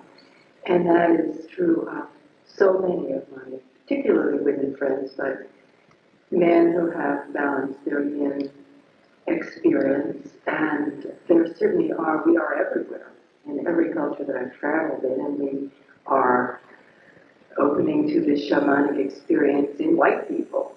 And so how do you recommend and how do you see the Gaian information, the mind, joining and supporting each other and ourselves to the next level?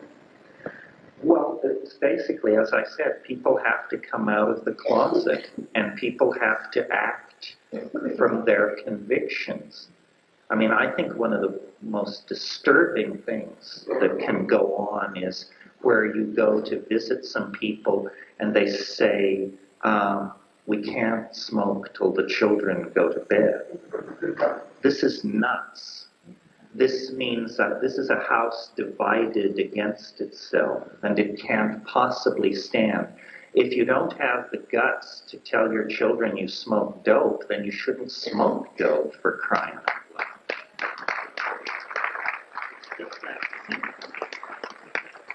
We have to come out of the closet. And I know, it's not easy. People are teachers, people are this, people are that. But on the other hand, what's the payback for being chicken shit? The payback is continued repression, continued manipulation. If you don't claim the right to be able to explore your own mind, then all other rights are potentially to be taken from you. And I think, there are all kinds of stories going around. Potheads can't think straight.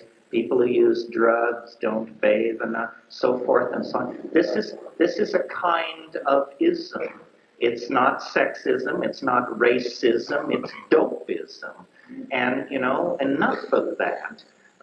We pay our taxes. We hold down top jobs in advertising, publishing, media, entertainment, science, software writing, so forth and so on. And we should have the same respect that is due everybody else in this society. The people who are repressing dope culture have no agenda. They have no plan.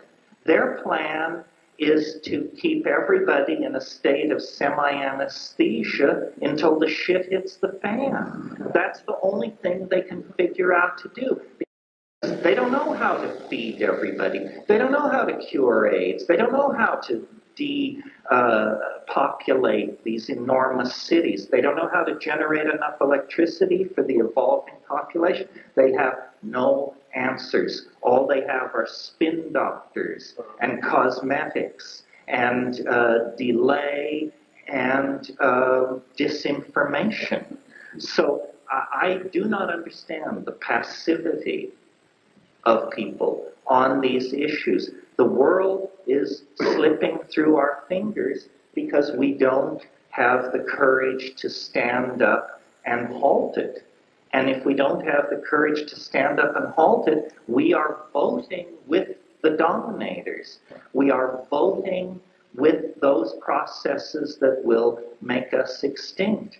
These governments, these institutions exist to serve us. It's no big deal to throw down an institution. It's not even a big deal to hang a few dominators. Why are we so polite? Why are we so willing to go along with this shell game? It's only the entire future of the planet that's at stake. So do we want to be like the Jews in Europe who went quietly to the trains to be taken to the camps? That's the spectacle that I fear. I think we just have to say this dope thing is the biggest shuck in history. I mean, governments have always made money off dope, and whenever any particular drug became too odious for them to continue their practice, then they handed it on to some mafia and took their cut in kickbacks. And that's what's happening now. Meanwhile, psychedelics, which unite people, dissolve barriers, make us one with each other, and have never made a lot of money for anybody compared to the real drugs of commerce, heroin and cocaine and that sort of thing. These drugs are stigmatized and suppressed, and we commit our individual acts of civil disobedience in our fine homes with the front door locked, but we never can seem to reach out to each other sufficiently to create a community that says, we've had enough. We're not going along with this anymore. That's how human freedom makes progress. The Magna Carta was signed when the Dukes of England told the king to stop it. And women got the vote when they demanded it. And black people got respect when they demanded it. And gays found a place in society when they demanded it. And when we insist, then the dialogue will begin, and not until. So I think the responsibility is on us. We can whine all we want about the helicopters overhead and the friends taken off to jail. But unless we're willing to stand up and be counted, why don't I have 100 competitors? I'm making good money sitting up here talking to you. You too could have a life if you would advocate psychedelics from the stage. Everybody needs to come home. Well, I think we've beat this horse to death. I see that it's getting late. I hope that you'll come. If you aren't signed up for the workshop, I hope that you'll come. If you can't come, I appreciate your coming out. I hope you'll read my books, the books of my colleagues. There's a great deal of psychedelic publishing being done now. Sasha Shogun's book, Jonathan Knott's books, Eduardo Luna's books, my books. Inform yourself. The first stop for a serious psychedelic voyager should be the public library. Inform your children, talk to your friends, and let's try to make a better, stonier world out of the world we inherited. Thank you very much. Equipment supplier that I just have one copy, but I'll give it to the most aggressive person who gets to me first. Anything? Yeah. I'm just curious why, if naturally the psilocybin mushrooms grow out of cow dung, why when you do it in a laboratory kind of situation, is it so important that you do it under such sterile conditions? Well, because it's very selective in nature. It does grow out of cow dung, but in the case of Stropharia cubensis, it requires the dung of Cebu cattle, the white, humpbacked, tropical cow. I've seen pastures in Colombia where there were cebu on one side of the fence and the pasture was full of mushrooms, and there was a mixed herd, 50% cebu on the other side of the fence, and the mushroom just wouldn't occur. When you grow mushrooms in artificial culture, the strategy, all life requires the 8 essential amino acids. We all learn this in nutrition class. Well, so what you grow these mushrooms on is rye. And the endosperm of the rye, when it bursts from cooking, all 8 amino acids are available in the endosperm. So theoretically, you could grow almost anything on that medium. So that's why the only way you could grow Stropharia cubensis on manure that was not cebu manure is if you very carefully composted it and neutralized it and that sort of thing. Mushroom growers know how to do this kind of thing, but it's definitely an art. Mushroom growing, I just can't say enough good things about it. It's alchemy. And this organism is an absolute workhorse. It will take 112 grams of rye and turn it into 12 dried grams of mushrooms. That's a 10% conversion rate. We used to say that a $17 100-pound sack of rye was worth $25,000 when put through this process. I loved it when people would come up to me at my talks and say, I just want to thank you for writing the mushroom book. You kept a family off welfare for 10 years. And in fact, we're moving to the south of France.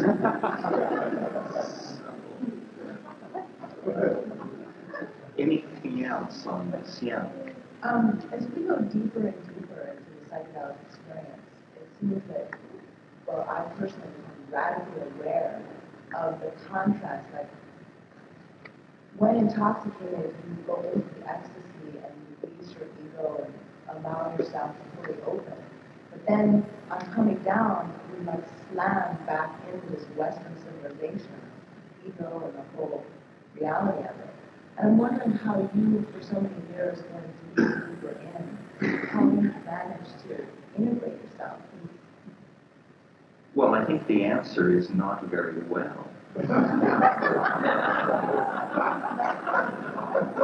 I'm very fortunate to have the career you see me hard at work at here, because what else could I possibly do?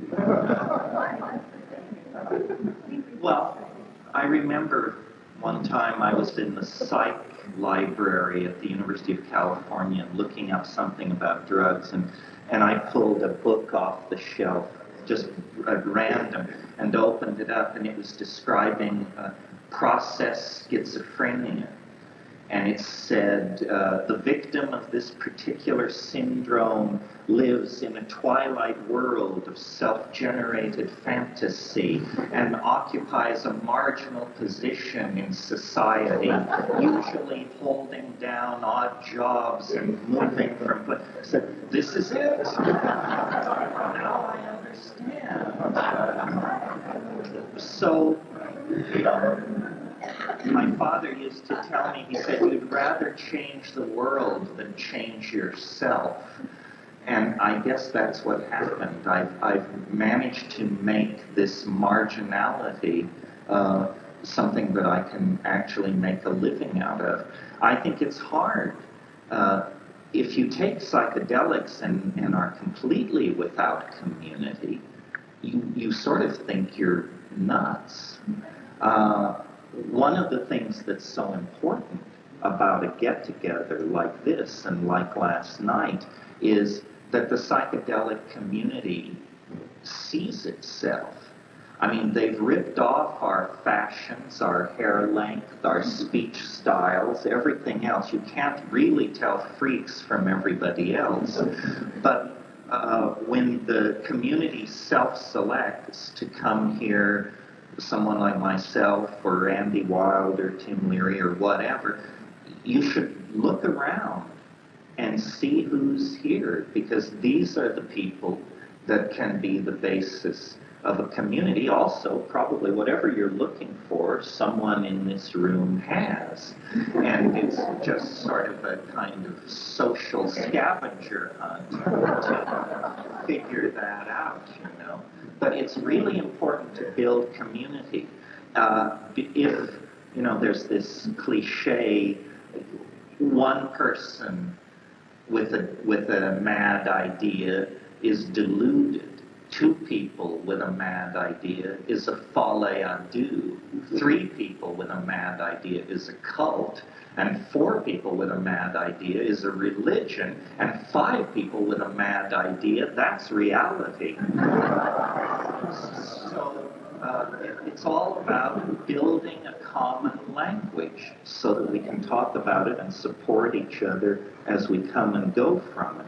Otherwise, it will always remain private, marginalized, and socially inconsequential, I think.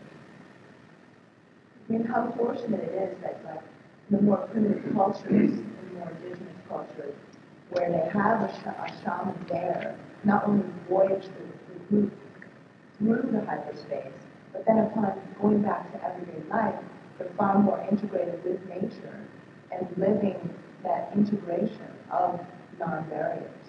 Well, and everyday life for them is being embedded in a climaxed tropical forest or something like that. Yes. No, it's very hard to make sense of, like, taking psychedelics in Manhattan or something and then coming down to fit yourself into that world. The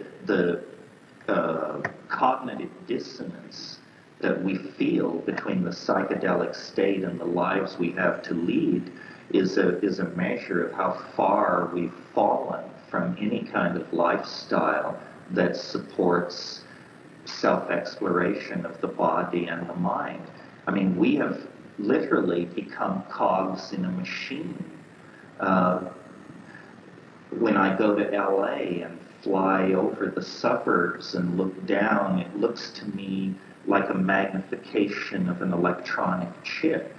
You know, it is in fact simply a fractal resonance of the electronic chips that are in the toasters, vacuum cleaners, and televisions in those houses. And as you look down, you realize as long as the Reader's Digest stays subscribed to, as long as the people who live in those houses climb in their Japanese cars and go to their jobs every day, the system works. But the amount of humanness in that system, the amount of passion, the amount of dreaming and romantic hope is zero, you know. I mean, people's idea of a golden dream is a better BMW. And this creates, you know, toxic, low-awareness lives. And then people wonder why they're depressed and have ulcers and their children don't respect them and so forth and so on. Well, we have allowed institutions to rule our lives. And institutions are not necessarily servants of the human agenda. I mean, I think I said to somebody during the break last night, I quoted Lenin, who said, when it comes time to hang the capitalists, they will sell us new rope. I feel like, you know, we're just willing to deal the planet until there's no planet left to stand on. There seems to be no awareness of limits or the impact that we're having on the planet. We've invented a sin that didn't even exist until the 20th century, which is the sin of robbing your own children of their future. I mean, no society in history has ever been so perverse that it would actually loot its children's future. I mean, that's what society is for, is to secure the children's future. But in the way we destroy land and pile up debt, we're handing this all on to the unborn. And it's an incredibly infantile and self-indulgent and egocentric approach to the phenomenon of life. I'm sure you've all seen these bumper stickers that say, live simply, that others may simply live. And, this is an idea worth holding. Somehow we have to reverse our, what I call consumer object fetishism, that we are fetishistically obsessed with stuff. And this is wrecking the planet. When we were nomads in Africa, there was no material culture at all. People felt inner wealth was your existential validity, who you were, the power of your songs, the power of your speech, your hunting prowess, your sexual prowess, your magical prowess. It was who you were, not what you had. Nobody had anything because everybody was on the move. They never slept in the same place twice. The invention of agriculture was a strategy for the production of food that was monstrously successful. I mean, you can imagine when these river valleys like the Tigris, Euphrates, and the Nile, when they had never been farmed, when they had millions of years of topsoil accumulated there, the response to early agricultural efforts was a tremendous surplus. Well, you can't carry it with you. So consequently, you stay with it. And then you build a tower to put it in. The oldest and most complex structure known to exist was the grain tower at Jericho. And it was for holding grain, and it was also constructed so that you could climb to the top and drop large, heavy objects on people outside, people who were obviously trying to get at the grain.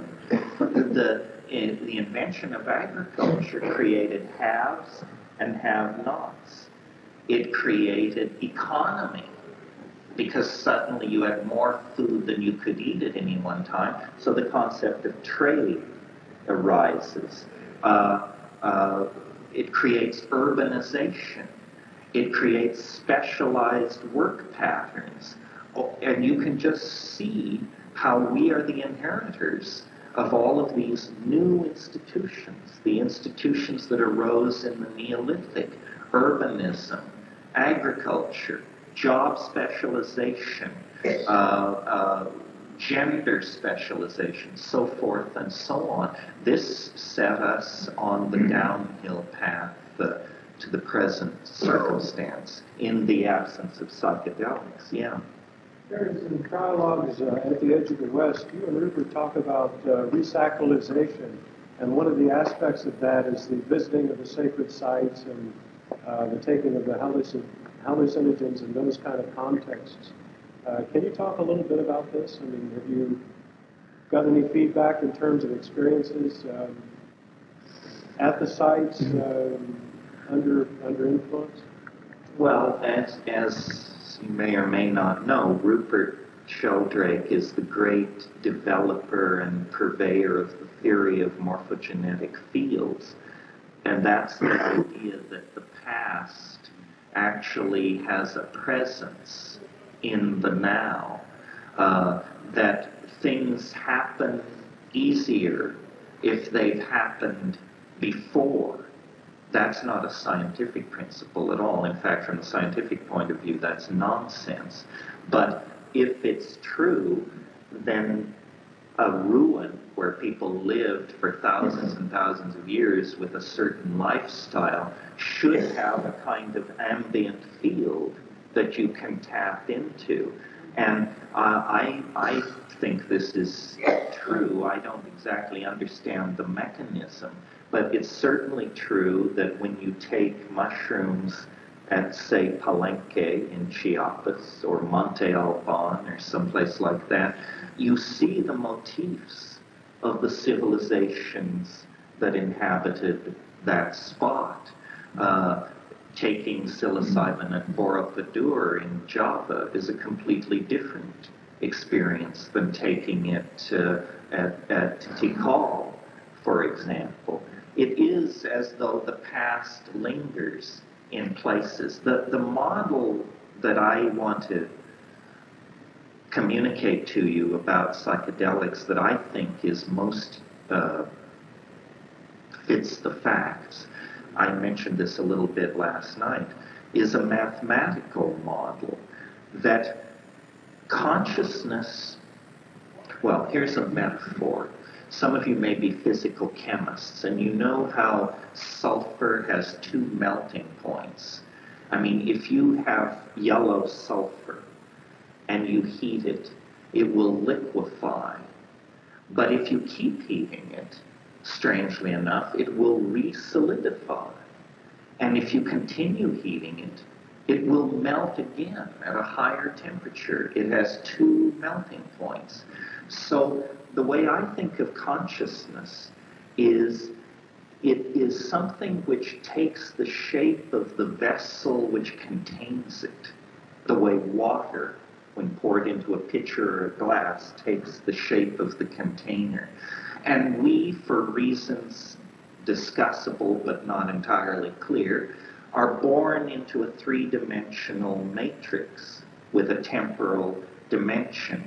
And consciousness, the process of becoming a child and an adult out of infanthood, is the process of consciousness taking the shape of the container of three-dimensional space, learning to coordinate eye-hand movement, so forth and so on.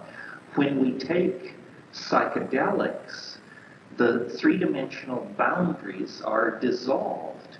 This is the equivalent of liquefying the crystal of consciousness, and then it recrystallizes in a different geometry, a higher geometry. I mean, let's analyze for a moment the classical claims made by shamanism as practiced by Aboriginal peoples. They say the shaman can cure, the shaman can predict the weather, the shaman knows where the game has gone, and the shaman can settle social hassles that have to do with who stole the chicken, or who's sleeping with who that they shouldn't be, this kind of stuff that goes on in a human community. Well, now let's analyze those abilities. The shaman can cure. If you could see the future and you were a doctor, you would never take on a patient that you knew was going to die, because it would be destructive of your reputation. If you could see the future, predicting weather is no problem. You just look at next week and there it is. If you could see the future, saying where the game had gone would be no problem, because you could see it. And if you could see the future, if you had a hyperdimensional perception, then questions like who stole the chicken or who is sleeping out on who would be perfectly transparent. So I think consciousness has a hyperdimensional modality that we download it into the somatic dimension of the body as a survival strategy. The primary purpose of the mind in three-dimensional space is a threat detector.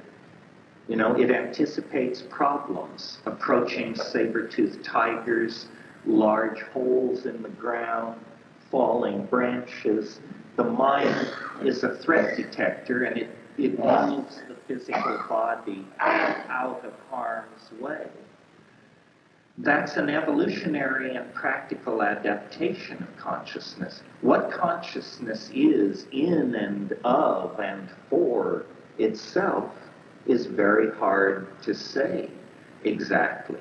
So, hanging out with Rupert, Sheldrake and the other author of Trialogues at the Edge of the West, who is Ralph Abraham, a brilliant mathematician, research mathematician. It seems to me that the best model of what psychedelics do is they actually raise the dimensionality of the experience of mind so that you actually look down on time. You see the past, you see the future in a way that is very hard to put into English, because English is a language that has evolved inside the constraints of three-dimensional space and time. That's why it's so hard to create a language that can contain these things. But I take seriously the perceptions of shamanism. They are not in any sense of the word delusions. That's why I called my book True Hallucinations. Hallucinations are a form of perception that is as true as ordinary vision. It's simply not about ordinary space and time. It's about hyperspace and hypertime. This is why you probably noticed in me, and I certainly notice it in other psychedelic people, an extraordinary awareness of large scales of space and time. It's no problem for me to shift 10,000 years in the past or 100 million years in the past. At any point in any conversation, I can see the whole thing. I'm also aware of the spatial size of the universe and how it's put together. This is a psychedelic perception acquired over, years and years of doing it. I always think of Giordano Bruno, the Franciscan heretic of the 15th century, 15th, 14th, 16th century, who was burned at the stake because he realized that the universe is infinite. Giordano Bruno said, the stars that we see at night are suns hung like lamps to the uttermost limit of infinity. Nobody had ever said that before. They were all living in an Aristotelian universe of concentric shells. He broke through that by simply opening his eyes and looking at the night sky. And then a primary perception about nature came to him. And nature is the ground of the psychedelic experience, because when you look at reality on a scale of 100 million years, most of it is nature. I mean, the artifacts of human civilization arise very late in the context of being. Yeah. Can you talk about some of the inhabitants of these other dimensions that you've met and talked to? I noticed that you said that you didn't think there was moral perfection in these realms. What are the intentions of these beings towards humans? Well, wild horses couldn't dissuade me from talking about this. This is, the question was, what about the entities that are encountered in these dimensions?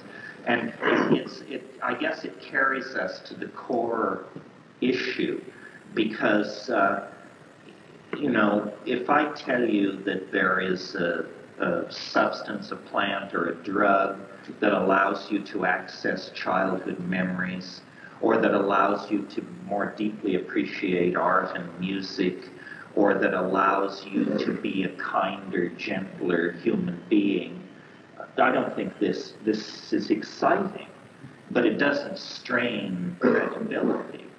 But if I say to you that there is a drug that will convey you into a domain inhabited by glossolalia jabbering elf machines that are producing strange technologies with your voice and attempting to direct human destiny, that's a little more confounding. We've moved well beyond the Freudian or Jungian map of the unconscious with that.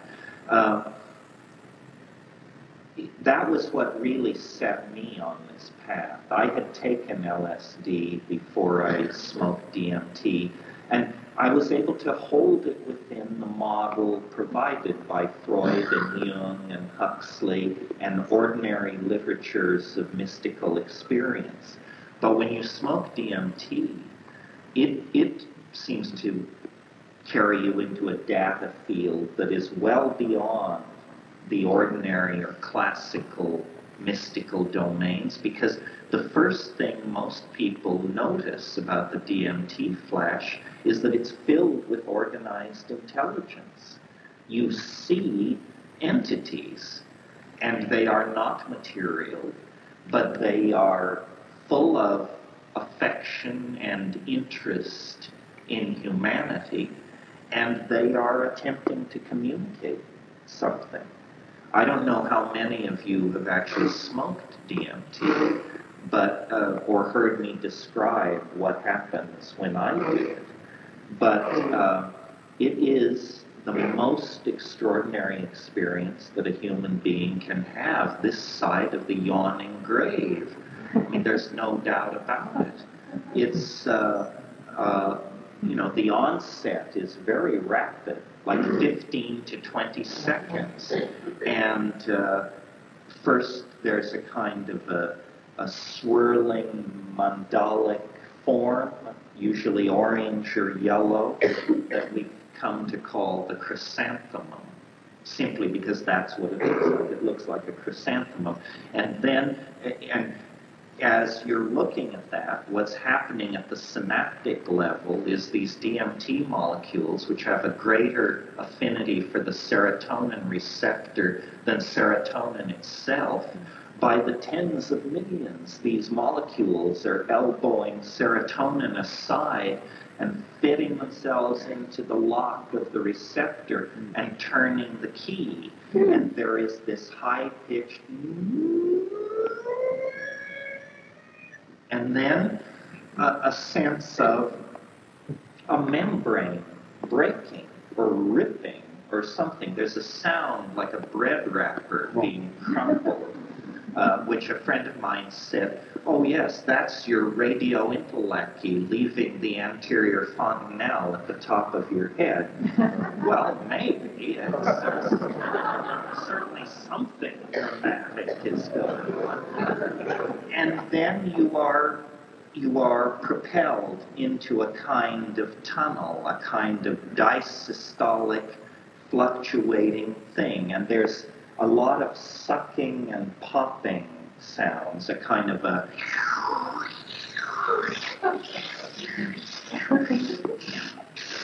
You're being pumped through, and you see the ceiling come down and meet the floor of this space, and then where they meet, they like adhere to each other, and then when it pulls back, there's another space, and you tumble into it. And then this sucking, pushing, propelling thing goes on for maybe 20 seconds, 30 seconds, and then I find myself in what I call the elf hive, a very, very bizarre environment that many people have experienced that has a lot of consistency about it. It does not seem like a state of mind.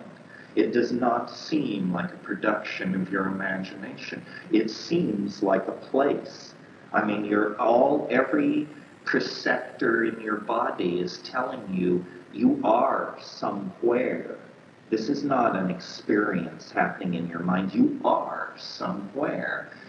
The argument for that is that as you search yourself, you discover that you haven't changed.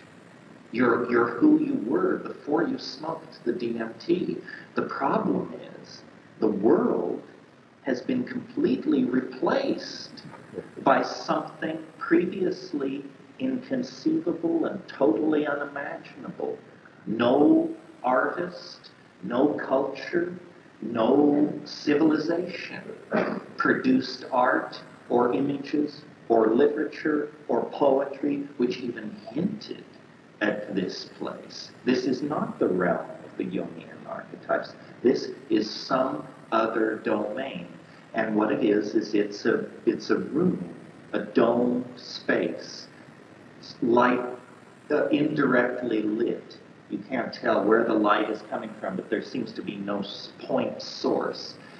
And you know, in some intuitive and translogical sense, you know that you're far underground. You know that a massive amount of weight is above this space, even though it's spacious. And the walls of this domed room are crawling with geometric hallucinations. But none of this is what seizes your attention immediately. What seizes your attention is that this place is filled with entities, with the famous self-transforming machine elves of hyperspace. These things which look like jeweled, self-dribbling basketballs. These self-propelled, autonomous complexes of light and faceted color that come bounding up to you and then hesitate and then jump into your body and jump out or crawl all over you.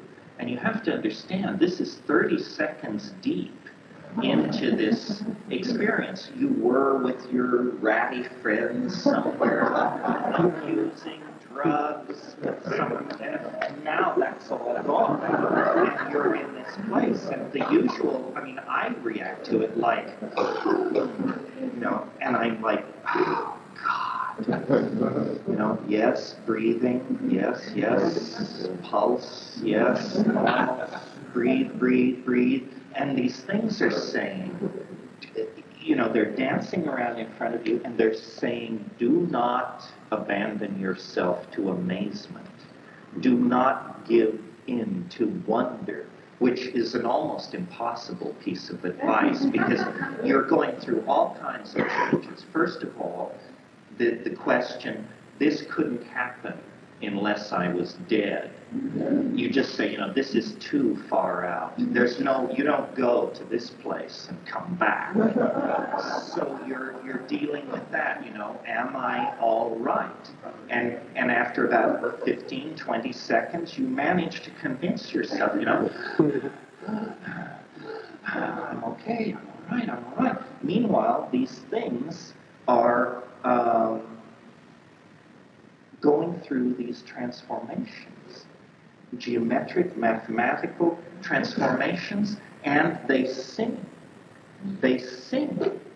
And they sing objects into existence. Objects which are like made of what looks like gold, ivory, chalcedony, smaragdine, jasper, silver, diamond, but not stable objects, not objects which hold a single complex form, but objects which are constantly morphing and changing. These things are like jewels or toys or scientific instruments or something. And these things are literally dancing in your face and saying, look at this, look at this. And they're pulling each other away, one pulling another away and saying, not him, me, look at this, look at this. And as you direct your attention into these things, you have the overwhelming impression, incontrovertible impression, this is impossible. This is impossible. If I could bring one of these objects back to my world, just one, all you would have to do is show it to people, and you wouldn't have to say a word. They would know that time and space, reality and matter, spirit and energy had all been transcended into some translinguistic domain where mind and imagination are able to fabricate themselves instantly into objects. And they're doing this with language, these creatures. And what they are saying is, do this. Don't be amazed. Quench your astonishment. Do what we are doing. Do it, and do it now. And it's like you can't conceive of it. I mean, you just stammer, basically. But then there is a kind of, and now I'm speaking from my own experience, a kind of bubble in your stomach, a kind of heat, a kind of light, chakric maybe, who knows, why bother? Anyway, it's there, and it begins to move up your body. It doesn't feel like it moves up your spine. It feels to me like it moves up your esophagus. And when it gets to your mouth opens, and this linguistic activity pours out of you, a glossolalia of some sort that is spontaneous, not under the control of the ego, and that which causes objects to begin to condense out of the air like tears of mercury, like drops of ruby. And as you experiment with it, you realize, I'm doing this. My voice is making things come into existence. And these little elf machines are just hysterical with delight. I mean, they literally turn handsprings and somersaults at this point. And you're there going, ni di jing wow wow si bi bi ni jing wa ti ni fi ka pi hi ni de jing wa wa ka ti bu ki ki ki. And this is colors, light, faceted, metallic, crystalline, silken, watery, gelatinous stuff pouring into space and contorting itself around you. And just as you're beginning to come to terms with this, the entire state folds up on itself like a paper box folding up on itself. And it's as though it telescopes away from you. It retreats. And I've even had trips where the elf machines turn and say, deja vu, deja vu. Bizarre farewell, I maintain. And then you're back with your grimy friends in that room, and you open your eyes, and you are about as high as 1,000 mics of acid would put you. But you proclaim immediately and with great conviction, I'm down, I'm back. I mean, the fact that your friends all look like praying mantises is a minor detail in that, because where you've been so much more peculiar than where you are, that you're willing to embrace it as totally ordinary reality. Just, triangular faces, compound eyes, we can relate to this. And then, within 5 to 10 minutes, you completely return to the baseline of consciousness. So completely that you cannot tell that you've taken a substance. You can search into your body. No headache, no tiredness, no stimulation, no excitement. You are 100% back to where you were before you started. Now that's an extraordinary argument for the non-toxicity of DMT. Let's talk pharmacology for a minute. The way you evaluate the toxic nature of a substance is to ask yourself the question, how long can I feel it? If you take a drug, we don't even have to name the drug, if you take a drug and 36 hours later you're still refusing phone calls and lying around in warm baths and scheduling massages, then you took a drug that was toxic. Your body didn't know what to do with it. And it took it a long time to get together a strategy for shunting it to the urinary tract or wherever it's going. A DMT is like hurling an ice cube into a blast furnace. It barely has a chance to exist before the body says, oh, I know, I recognize this. I can deanimate this. I can dealkylate this. I can shunt this to the urine. No problem. That is a sign that this stuff is completely benign. So is the fact that it occurs ordinarily in human metabolism. Every single one of us has DMT in our brains right now as we speak. You might note that this is the ultimate catch-22 in terms of if they ever want to take us all in. You know, they don't have to throw pot around in your apartment. Your head makes you guilty. You have a Schedule I substance in your brain. This was not known when DMT was made illegal, and it might be an interesting defense if somebody ever got into trouble. So there you have it. The most powerful hallucinogen is the most short-acting, is the quickest to return you to the baseline of consciousness, is probably the safest, is the most widely distributed in nature.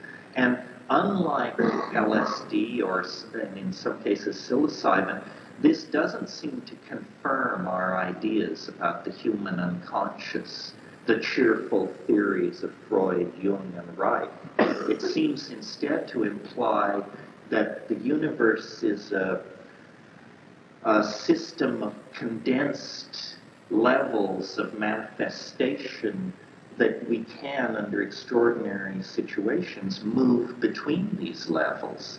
Science has spent the last 1,000 years convincing us that the world of physical appearances is all there is. 25 seconds into a DMT trip, and that cheerful notion has been blown to smithereens. And yet people have argued over that for thousands and thousands of years. And there it is, you know, the entities of mythology, fairyland, and dream. So I think, when I think about the psychedelic experience, I think about it as a series of concentric circles. You could think of it as a bullseye, with minor psychedelics on the rim, and then LSD, I suppose. I mean, the orders are not hard and fast. It's the concept that's important. But LSD, and then mescaline, and then psilocybin, and then DMT at the center. And if you take huge doses of mushrooms, you can get to places through breath control and sitting in darkness and doing pranayama. You can get to places where you look around and say, my God, it looks like a DMT flash. Yes, but it took you an hour and a half of hard slugging to get there. Where with the DMT, you know, it's irrevocable, it's unstoppable. There is no hanging on, no resistance. Yes, over here. I spent a lot of time in Brazil and in sounds like ayahuasca has some similarities. Ayahuasca similar to DMT, or what would you say about that? Yes, ayahuasca runs on DMT. What you see, here's the deal. DMT taken orally is destroyed in the intestine by an enzyme system called monoamine oxidase. It's simply the system which oxidizes monoamines, and all these drugs we're talking about are monoamines. What's happening with ayahuasca is there are chemicals in nature known as monoamine oxidase inhibitors. And if you mix DMT with a monoamine oxidase inhibitor, then the DMT will not be destroyed in the gut. It will survive the gut, and it will pass into the bloodstream and eventually into the brain. So ayahuasca is a combination of DMT from one plant with a monoamine oxidase inhibitor from another plant that then creates a prolonged, orally accessed DMT trip. And it is certainly true that if the ayahuasca is brewed with sufficient DMT, it can be as intense as a DMT flash. The chacruna is Psychotria viridis, and that contains the DMT. The monoamine oxidase inhibitor is provided by the other plant, which is Banisteriopsis caapi, the big woody vine. I understand a lot of people are growing that vine here on Maui. That's fine. It's a fine vine, but or a fine line, I'm not sure. But what you need is the Psychotria viridis as well. So the people who are growing Banisteriopsis caapi should know that until they have a supply of Psychotria viridis, they won't be able to make good ayahuasca. However, let me say something, because this leads into it. I was just at this conference in Mexico on psychoactive plants, and the excitement there, and it's been happening at a number of these conferences recently, is people are becoming very interested in what are called ayahuasca analogs. What this means is that in most environments on this planet, there are plants which contain DMT, and there are plants which contain MAO inhibitors. And if you are of an experimentalist bent, you can create out of local plants a chemical equivalent to ayahuasca. And in some cases, these local sources of DMT and monoamine oxidase inhibitor are actually more concentrated than the Amazonian plants. So, for instance, I know of one book being written that will be called Ayahuasca Analogs, and that will contain dozens of these recipes. And I think this is going to change the tenor of the psychedelic debate considerably, because what we're going to show is that there are dozens, perhaps hundreds of plants on this planet that can be combined with other plants to create very powerful hallucinogens. And attempting to legislate and control all of this is just a fool's task, and it should be left alone. As an example, if any of you want to fiddle with this, the standard source of the MAO inhibitor is Pagamen harmala seeds.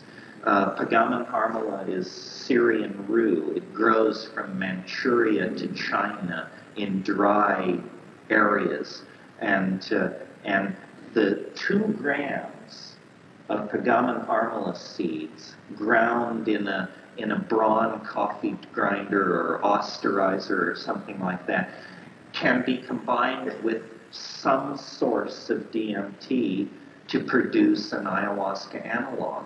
And you can get Pagamen harmala from seed companies, from Of the Jungle, which I mentioned, or at Iranian markets. It's a standard item in Iranian markets. It's called hurmal, Hurmal, and if you ask for this, they'll sell you a bag of hard little black seeds. That's Pagamen harmala. Excellent source of monoamine oxidase inhibition for the home experimenter. Yes, over here, somebody. Yeah.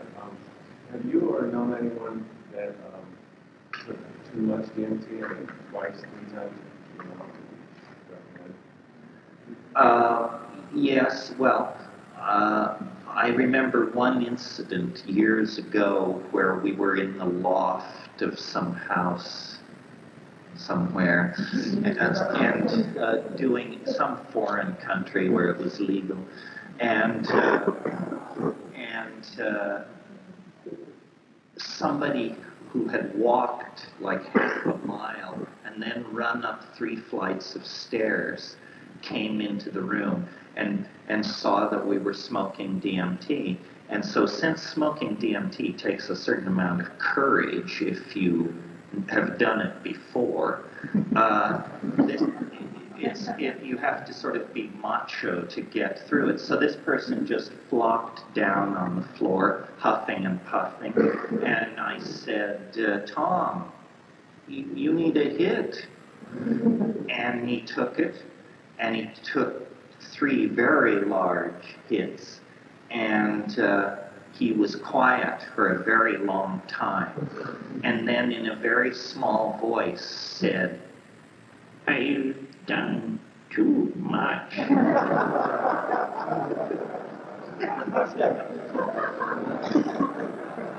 We just threw a blanket over him and waited. I'm pretty confident that that it's not dangerous. Somebody said that the only way DMT can be dangerous is if you fear death by astonishment.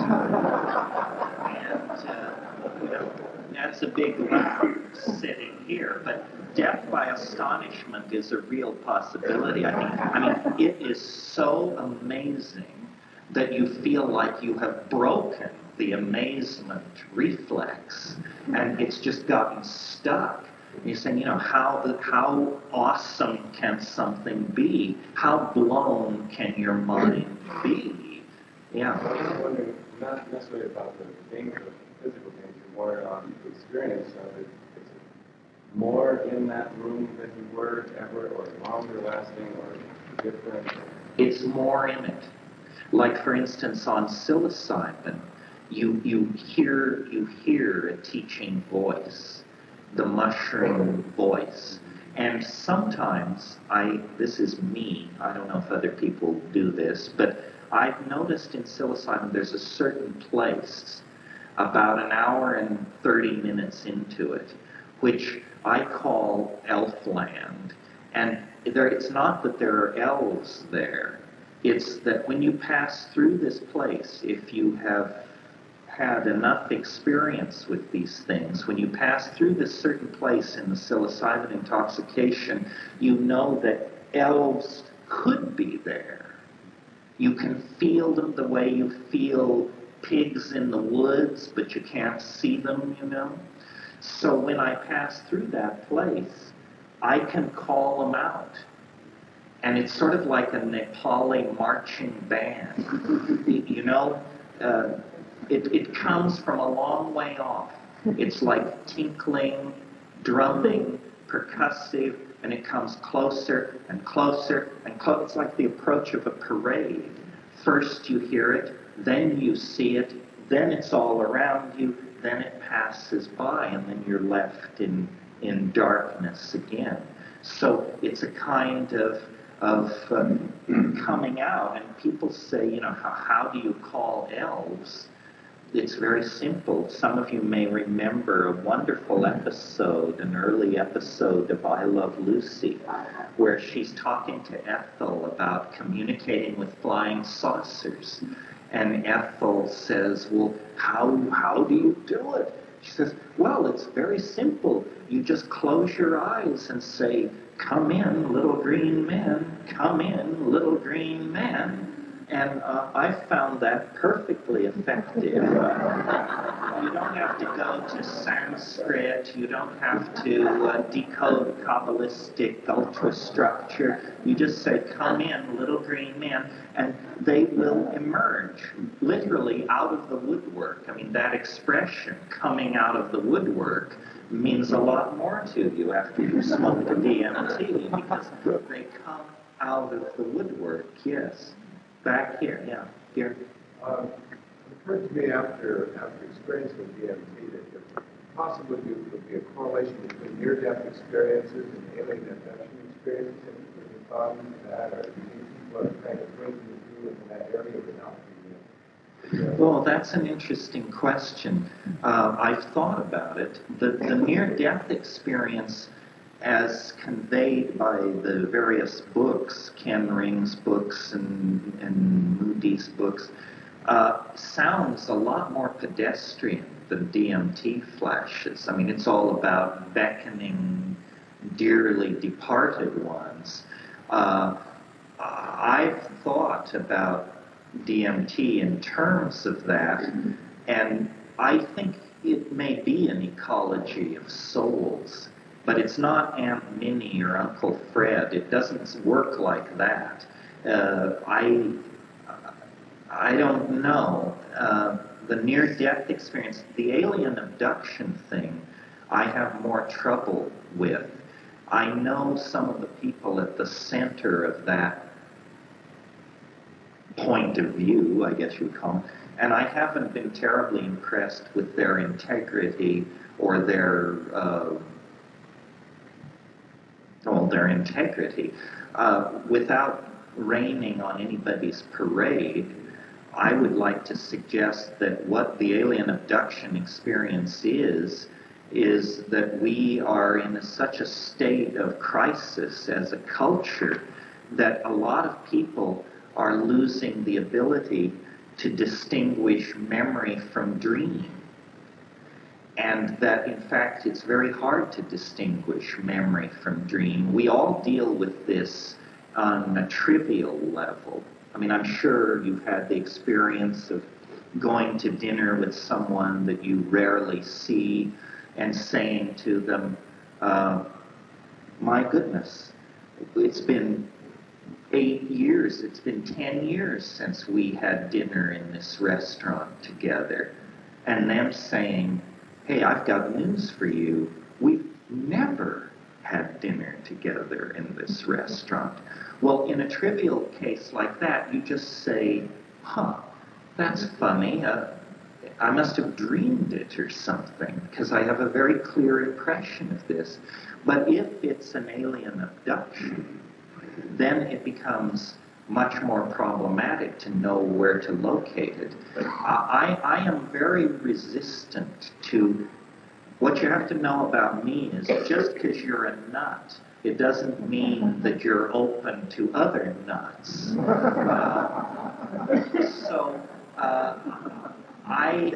I don't like the paranoid and menacing aura that surrounds the alien abduction thing. And as I say, the personalities in the UFO cults are squirrely, without a doubt. I mean, these are not people that you would enjoy spending time with. I've seen UFOs, so I don't feel like I'm excluded from talking about it, but they always make it too simple, the witnesses. And the whole problem with the occult generally is that it's all too simple, and people claim too much knowledge. You know, people say, well, on the 11th level, the princes of the 5th chakra are involved in working with the violet energy of the this. How the hell can anybody say this kind of stuff? I mean, it's just theosophical baffle garb. The whole point is that you don't know exactly what's going on. The thing I like about psychedelics is that if you're not on them, weird shit isn't happening. I mean, I don't want to go into a boundaryless world where I'm channeling this and channeling that and manifesting something else. People say, can't you achieve these states on the natch? Well, yeah, you can if you're crazy as a shithouse owl, but who would want to? You know? I mean, the whole point is that these states are not invading ordinary consciousness. I mean, if I woke up some morning and discovered in my morning meditation that I could trigger a DMT flash, I'd get professional help well before breakfast, you may be sure. The goal is not to access these places on the natch. I mean, that's nuts. It's like trying to fly by flapping your arms.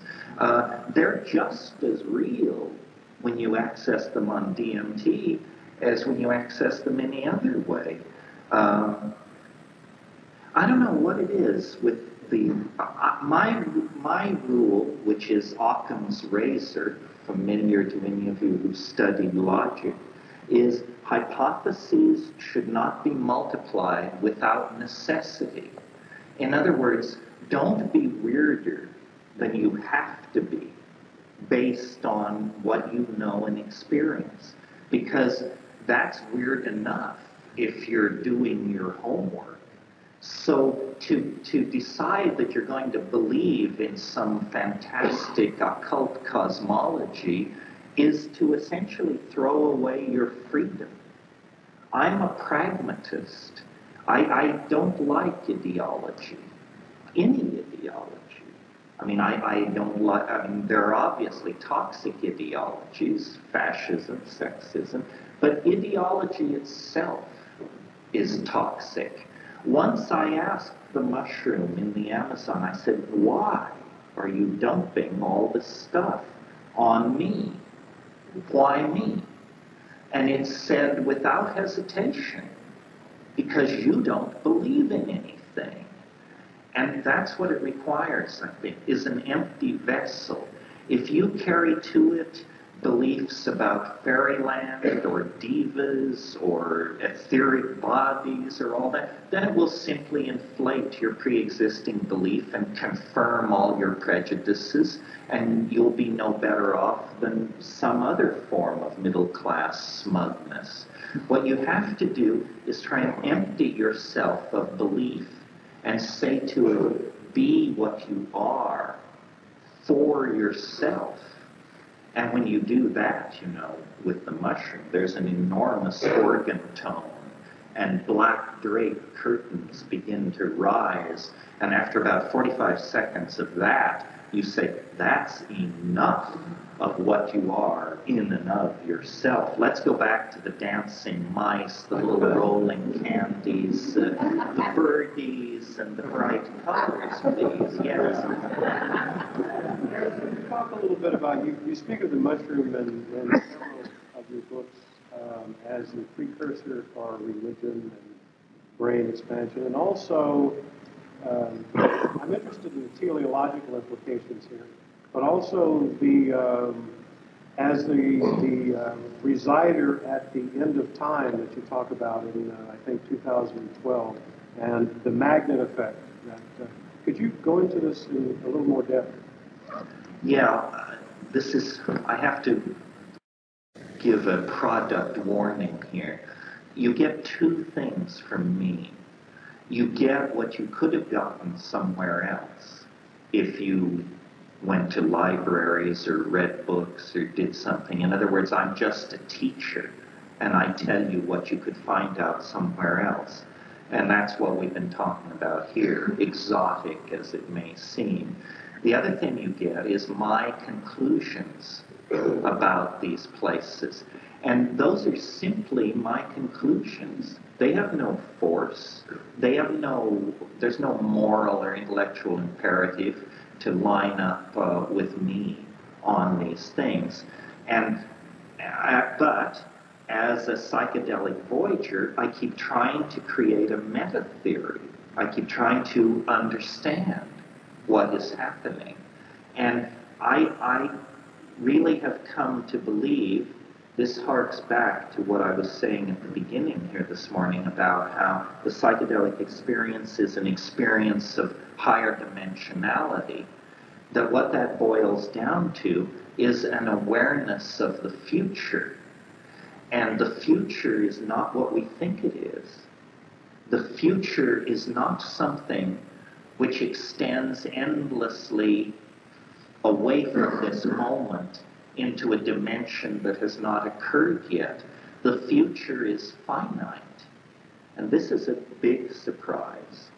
I talked a little bit last night, we all operate under the scientific myth of the Big Bang, which says that the universe sprang from nothing in a single instant.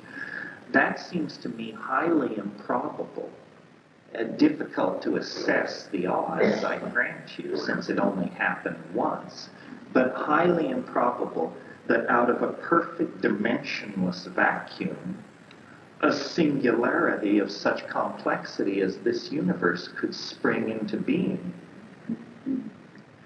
If we're being logical, it seems to me that if you need a singularity to anchor your cosmology, it's much more logical to place the singularity not at the beginning of the universe, but at the end of the universe, and to see process not as the unfolding of the consequence of cause and effect, effect following cause, but to see the universe as a process being drawn toward something, being drawn toward higher states of order, being drawn toward completion, complexity, concrescence. And this is what we in fact see.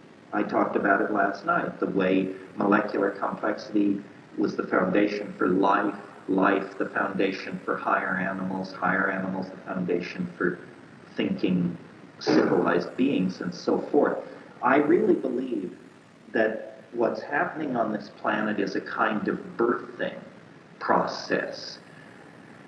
Biology is the placenta of spirit, and the entire earth is pregnant with the gestation of spirit, and it is perhaps even willing to rupture itself in order to bring to birth this higher form of organization.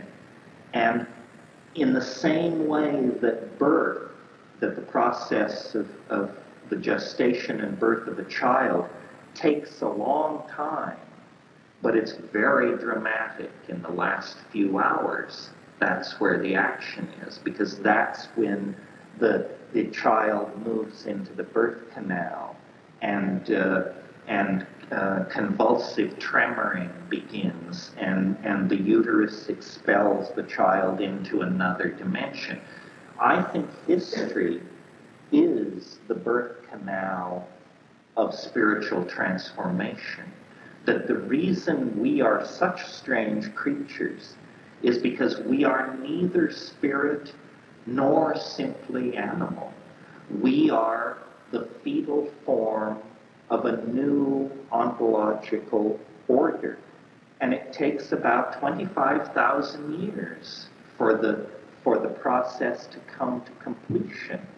And it starts with just a seed, you know, the building of a fire, the enunciating of a word, the forming of a thought beneath the beetled brow of some distant ancestor who raises their face from feeding for a moment and has this descent of higher order into their sphere of cognition. But once the hook is in, it begins to build.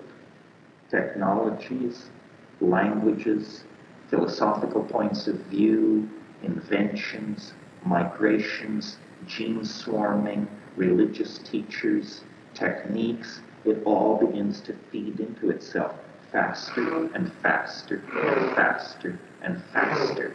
And now we have reached the short turns of the spiral. We are being shaped by a transdimensional intellect of some sort that lies ahead of us in the future, that casts an enormous shadow across the lower dimensions of space and time that we inhabit. And in our more primitive cultural forms, we just call it God and say, you know, we are being propelled toward God. We are being pulled into God nature. I don't think that this is the God who, in Milton's phrase, hung the stars like lamps in heaven. I can't conceive that it could be that God. I think it's the God of biology. That biology is in the process of transforming itself on this planet, and that history represents the final crisis. And look where we are. I mean, imagine the life of the fetus in the womb. Comfortable, weightless. Food is being delivered through the umbilical cord. all needs are being met. There is simply the great oceanic oneness of being, and then growth and growth. In the same way that we expanded across continents and began to clear forests and build stone cities and build observatories, growth, growth, growth. Finally, it's all used up. The uterus, the womb is filled. It's no longer this dimension of endless freedom. Instead, it's a tiny, cramped, constricted space. The walls are closing in. This is where we are. The walls are closing in. There's no more space, and there's no going back. You probably all know the Grateful Dead song about you can't go back and you can't stand still. If the thunder don't get you, then the lightning will.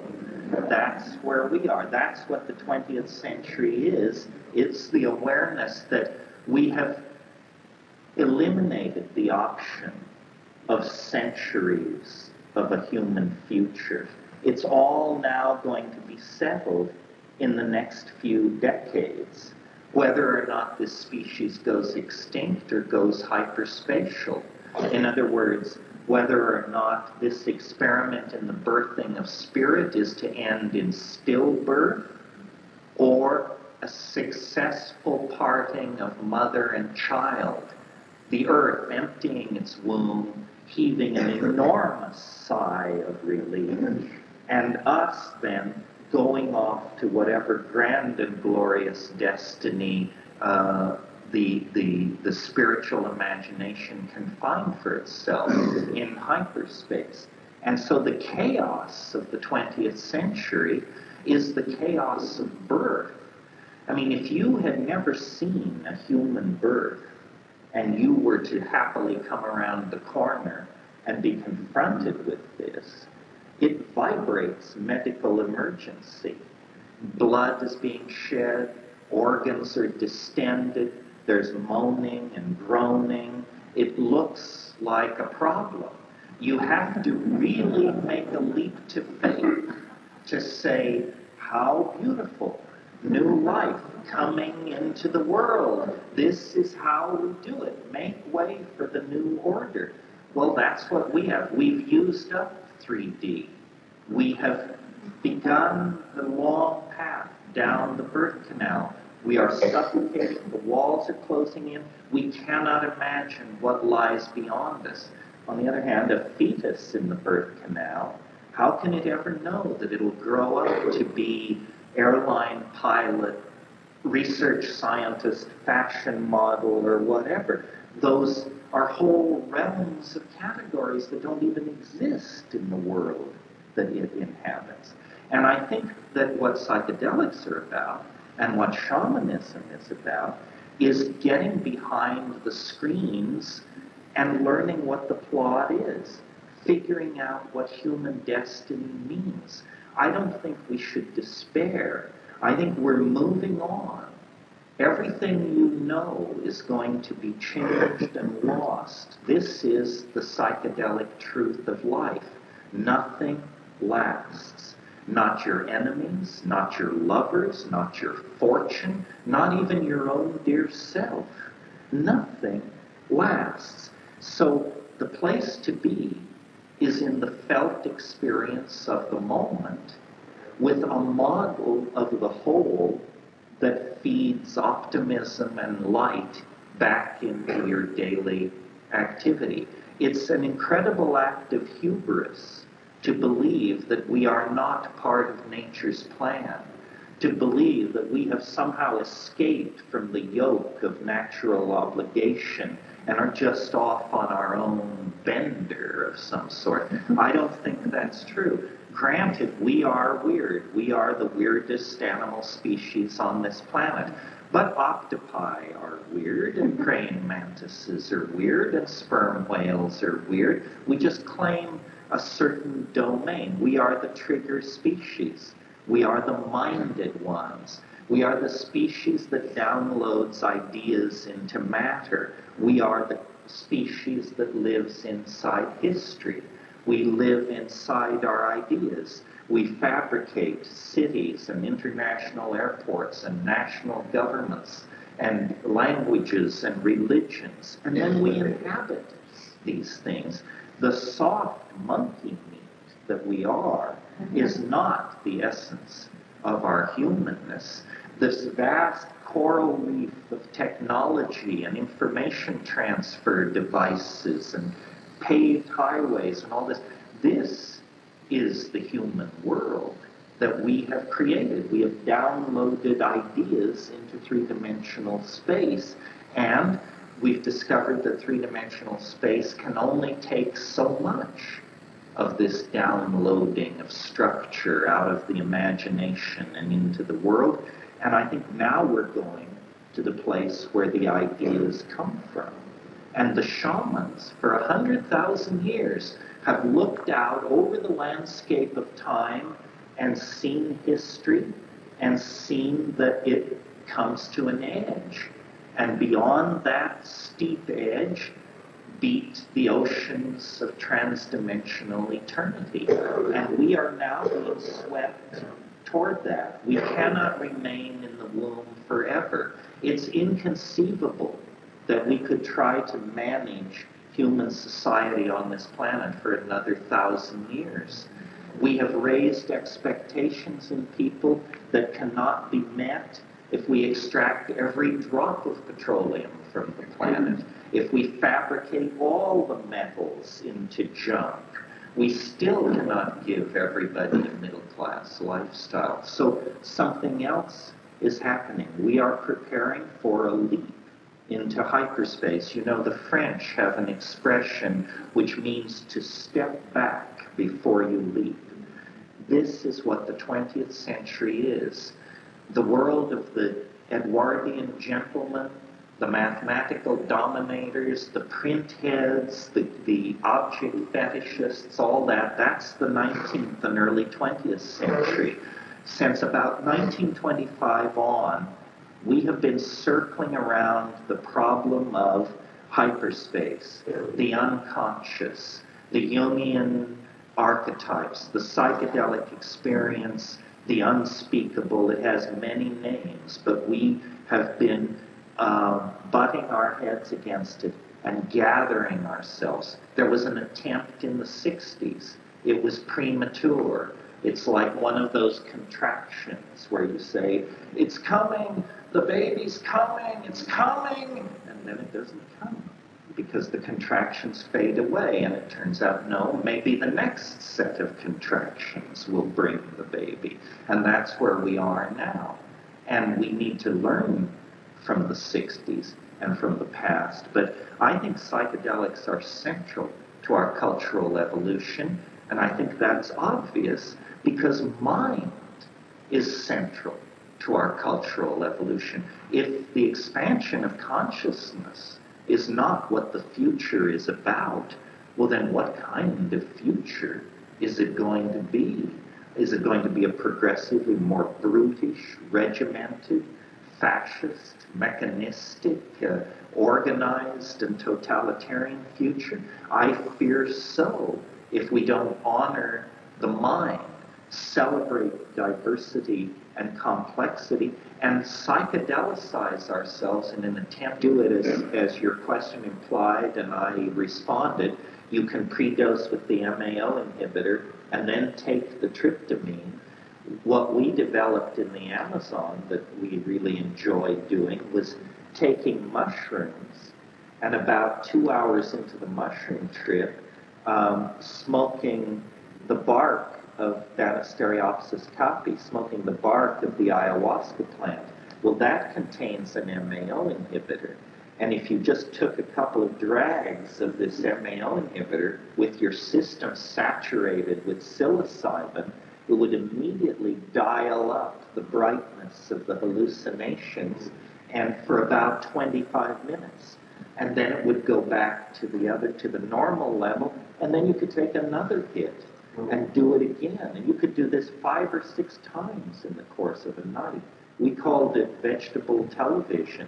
And it was wonderful because the hallucinations were very colorful, three-dimensional, highly engaging, but not overwhelming, you know. I mean, there are two kinds of hallucinations, at least. I mean, there are more than two, but I want to distinguish two. There's hallucinations that you look at, and there are hallucinations that you become. And one turns into the other. You know, if you take a high dose of psilocybin or ayahuasca or DMT, first you see the hallucinations, and then you become them. I think this thing I described on Salvia Divinorum, where I said I was not only seeing weird stuff, but it was coming up behind me and beginning to mess with my mind, that's the beginning of the hallucinations leaving the realm of something you look at and actually turning you into a hallucination. Yeah. The hallucinations are a very visual thing, and that's how you explain them. I'm wondering if you've ever had the experience of doing DMT or any other hallucinogen with a person who's been blind from birth and how they would describe that. No, this question was asked last night to people blind from birth. It would be an interesting experiment to do because what it would tell you is whether the hallucinations are generated in the optical pathway or in the deeper brain. I suspect they're in the deeper brain. Yeah. Over here. Yeah. Do you think that the regurgitation and vomiting that comes with ayahuasca actually has a positive effect on, in my way of thinking, I think it's like clearing out old clogged circuits of circuitry. Yeah, it's a purgative. I mean, the great thing about ayahuasca is that it addresses the whole body, not just the mind. And it does clean you out. And it makes it easier to take ayahuasca in the future then, because usually the first trip is the roughest in terms of the vomiting. The vomiting is caused by the harmine, which is an emetic at the MAO inhibiting level. Not everybody vomits, but in Peru they place a cultural value on the vomiting, and so they always try to vomit. Yeah. You make frequent references to phenomena existing in hyperspace. Could you differentiate hyperspace from cyberspace? Well, cyberspace is the attempt to create hyperspace through technology, through virtual reality or through computer networking or something like that. On one level, culturally, what we're doing is we're hardwiring the human unconscious. Much of the world is now under the control of machines. The world price of gold is set each day by computers that make calculations based on many, many parameters that are being measured, interest rates and the rate of the production of raw materials. Many things are under the control of machines, and machines are psychedelic. I mean, I'm not an anti-technologist. I think drugs are becoming more like computers. Computers are becoming more like drugs. If the materialist pharmacologists are correct, then it should be possible to design a drug which causes you to whistle the first 10 bars of Dixie, and that's all. In other words, if thoughts can be molecularly specified, then it should be possible to design drugs which are like newspapers and tell you what happened in the world in the last 24 hours. Now, we may be a long way from that, but that's the end goal of reductionist pharmacology. Yeah. You mentioned the space on psilocybin where you could call in this help, and is there other signposts along the way, like a matrix or a feeling of interconnectedness that you can steer your way through after having been there many times before? There are a lot of recognizable directions and forks in the road that you want to follow, or others you want to stay away from. Well, It's a topology. I mean, it's a shifting topology. I can only speak for myself. I'll tell you how I do mushrooms. I do them on an empty stomach. I don't eat for 6 hours. I don't call that fasting. I just call that emptying your stomach. I take them on an empty stomach. I take 5 dried grams. I weigh 145 pounds. If you weigh more, take more. If you weigh less, take less. I take the mushrooms and then I sit. Even though, for me, they never come on faster than an hour. I sit that whole hour. And I usually smoke a bomber. And I usually roll up 3 more. And then I have them laying in front of me. And then at about the hour and 20-minute mark, well, in the first hour, there are certain presentational symptoms, but they're trivial. Your nose runs. The psilocybin is causing that. That's real. That's a symptom. Your nose runs. Sometimes you have to go to the bathroom. Get all this taken care of in the first 45 minutes. Then sit there. Then for me, at about the hour and 20-minute mark, give or take not more than 5 minutes, it begins what's called streaming. Streaming is when you close your eyes and there are after-image colored globs of stuff floating by, either colored mauve or chartreuse. It's pretty trivial. But you just watch. And part of what you have to train people to do is, it's weird, people don't know how to look at the back of their own eyelids. People don't know how to look at darkness. And so what I say is close your eyes, sit in darkness, and watch the back of your eyelids with the simple expectation that you might see something. You know, close your eyes and look.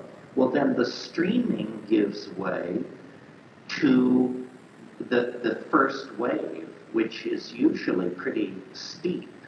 I mean, I've had trips where I could see it coming toward me, you know, and it was 100 miles wide and 10 miles high, and it's just like a tidal wave, and you say, oh my God, you know, what have we done here? Raise this thing up, and it's just roaring toward you, and there's nothing you can do then, except I just say to it, you know, I'm yours, please don't hurt me. Please, for Christ's sake, don't hurt me. And it's like watching a thermonuclear explosion through about 30 feet of crystal clear glass. I mean, when I do it in California, I have the feeling that when the thing hits, everybody from Vancouver to Tijuana must have just had to crawl under their desk, because the idea that this is in your mind is inconceivable. I mean, it hits with the force of an asteroid impact or something like that. And then, you know, have you ever seen these things where when they set off an atom bomb, 500 meters from ground zero, they set up cameras, and then 1,000 meters, and then 1,500 meters. And as the explosion takes place, the first set of cameras gets a second and a half, and then they're vaporized, and the switches move back 500 meters to the next set of cameras. You get 3 seconds of film, and then those cameras are vaporized. Well, that's what it's like. It just keeps exploding the perceptor, and finally, you know, in a sense, you lose consciousness because you can't say what goes on. It's just so extraordinarily boundary dissolving that there's no there, and there's no you there to tell you about it. And then you begin to drift down through the layers, and it presents itself.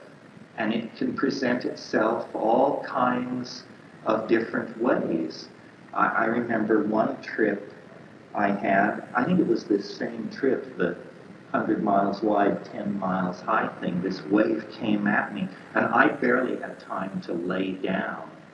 And after a long, long time, I became aware that there was a woman standing over me in some kind of tight-fitting suit, some kind of sexy outfit, and I heard a voice, and it said, they say it helps to close your eyes, cowboy. And so I closed my eyes,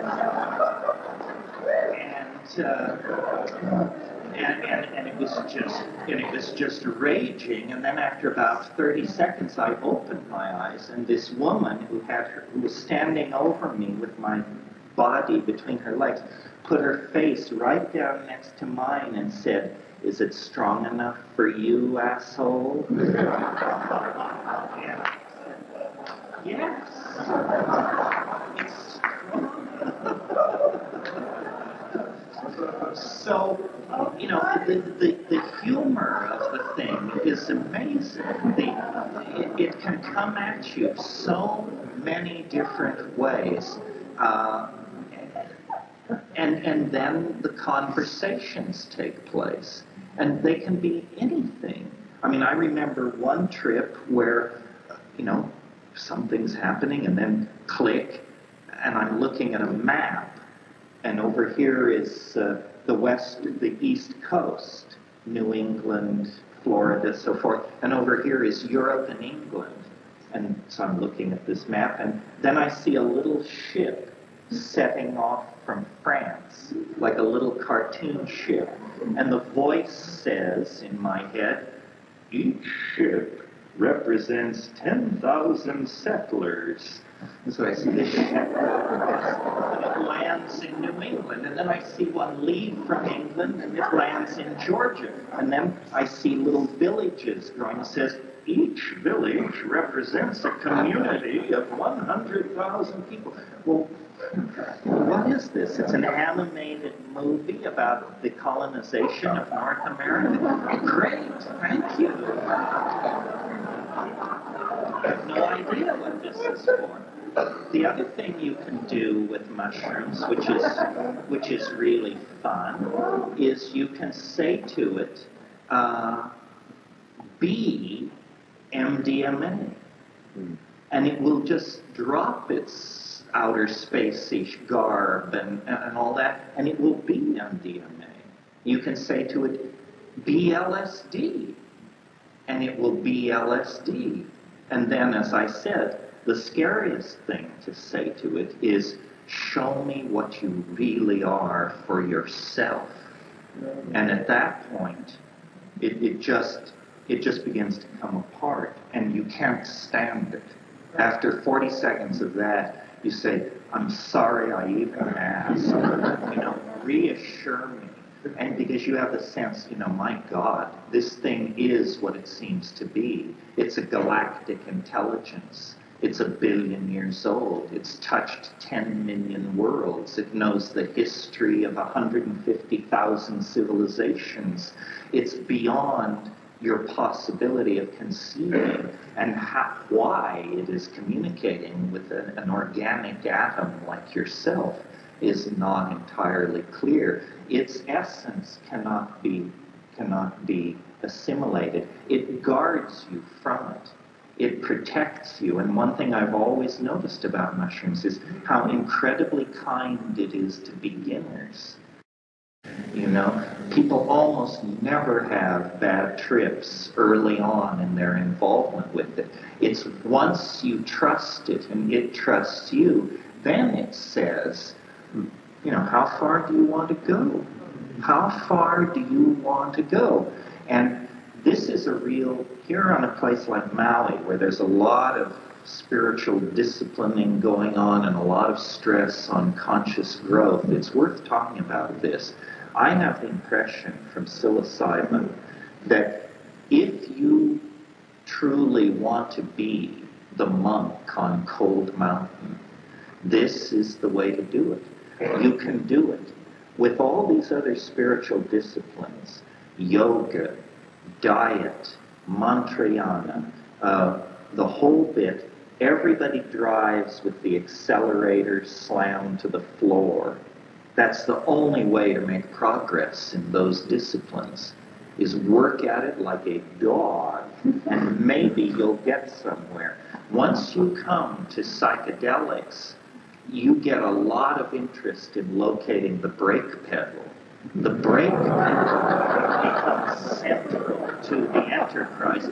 It's no more about how can I move faster toward my spiritual goals. It's all about how can I prolong this so that it lasts a lifetime before I become incomprehensible to everybody who knows me. And if you wish that, if you truly feel drawn to sagehood, then all you have to do is take mushrooms a lot. You know, I take them every few months. Some people take them every few weeks.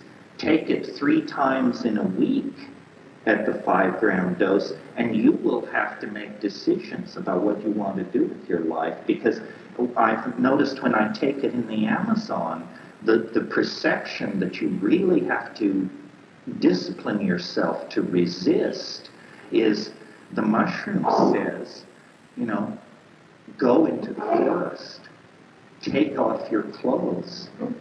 You can survive in the forest. You don't need civilization. And I don't know whether it's true or not. I mean, there are horrible, horrible stories of people who were found raving mad 5 days later, driven so by the bite of insects. But on the other hand, you know, the jungle is where we came out of, and you do have the feeling that you really want to go back to the canopy, that you really want to be in the canopy, eating fruit and picking fleas off your mate and enjoying the sunshine. Yeah. Well, quite often when I take mushrooms, I access an insect world.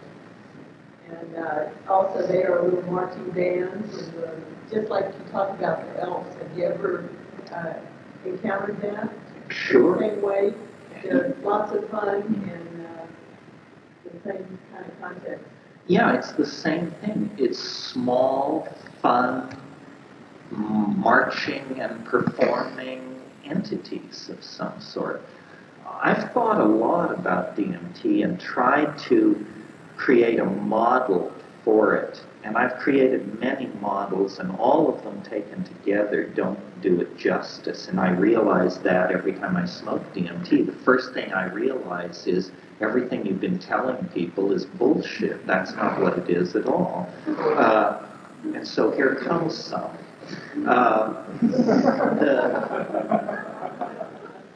As I grok it, the archetype of DMT is the archetype of the circus. And here's why.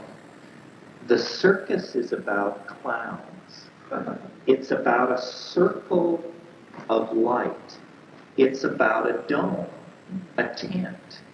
And under the big tent and in the circle of light, the clowns perform.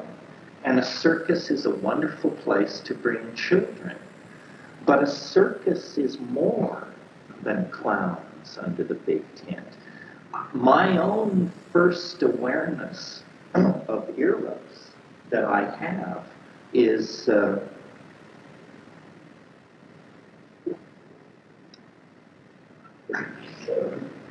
we are changing the tape.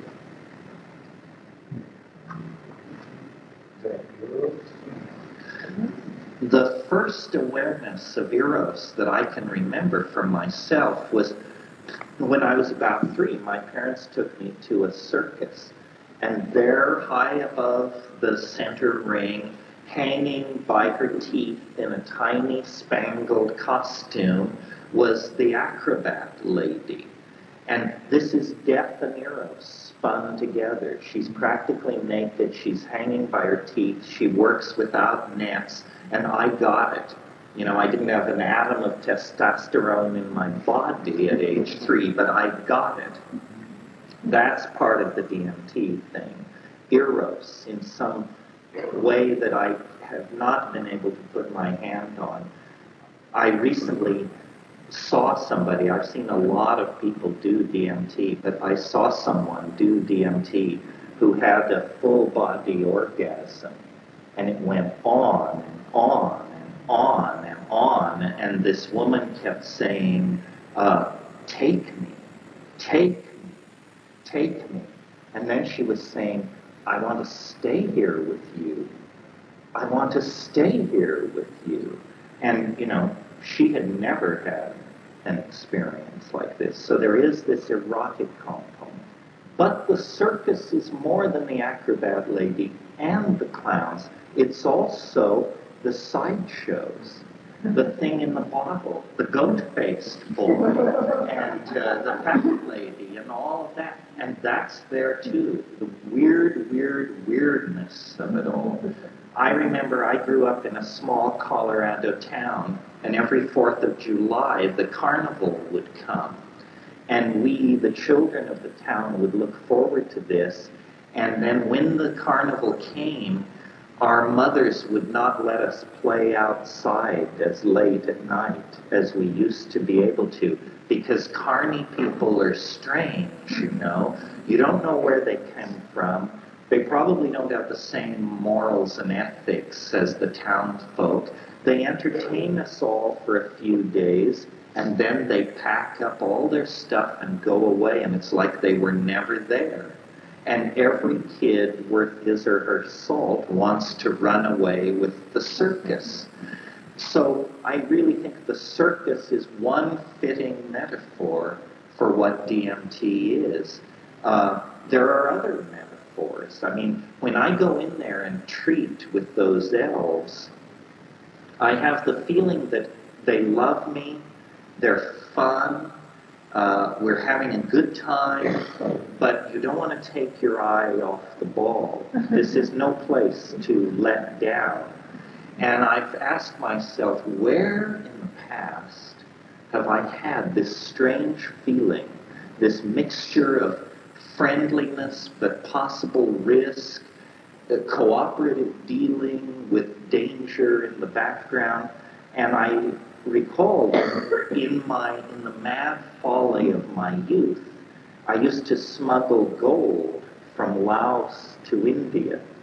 And I would take this gold, these gold bars, kilo gold bars. It was when gold was much cheaper, I should say, and I could afford kilo gold bars. Strapped to my body, I would go to the Crawford Market of Bombay and buy hash for whatever purpose. And going to the Crawford Market and dealing with these Muslim hash dealers, you know, you're my friend, come in, come in. I had the same feeling that I had with the DMT. It's, we are your friends. He said, I am your friend. I'm not like all the others. Great, Ahmed. I'm glad you're not like all the others. They're mean traders, is what these things are. They want you to give them a meme. Do you know what a meme is? A meme is the smallest unit of an idea. In the same way that we are made of genes, ideas are made of memes. A meme is like, well, anti-Semitism is a meme. M-E-M-E. Communism is a meme. The bikini is a meme. A meme is an idea, or the smallest unit of an idea. These guys are meme traders. And what they want is ideas, human ideas. They collect them the way you might collect a carved mask if you went to the Sepik River region of New Guinea or something. And what they trade are trade goods, these things they were showing me. The look at this, look at this. Those are the equivalent of combs, barrettes, baubles, and small mirrors. The kind of stuff I take to the Amazon to give to the Indians. They're saying, wouldn't you like this?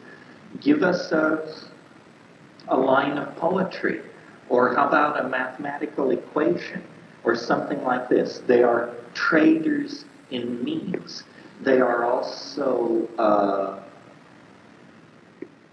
well, again, trying to be logical. If you accept that they exist, these entities, then it raises certain fairly profound questions. Where are they? Who are they? And what do they want? If you accept that these are real entities, real beings, well, trying to be logical about it, it seems to me there are a fairly limited number of choices. They are extraterrestrials of the classic, we have been studying you for 50,000 years, we have come to correct the gravitational, that kind of extraterrestrial, extraterrestrial, evolved around another star and came here by some technology. They are either extraterrestrials or they are time travelers from some future so distant that this is what human beings have become, things made out of light that look like self-dribbling basketballs, which means they must be at least 50 years in the future. So they're either extraterrestrials, they're either from a human future, or, next possibility, they are from another continuum. In other words, they didn't come from a distant star, they came from another energy world somewhere that is, in practical terms, nearby. But we have no evidence that such things are even possible, even though science fiction is filled with so-called parallel continui. We don't know whether this is even a viable concept.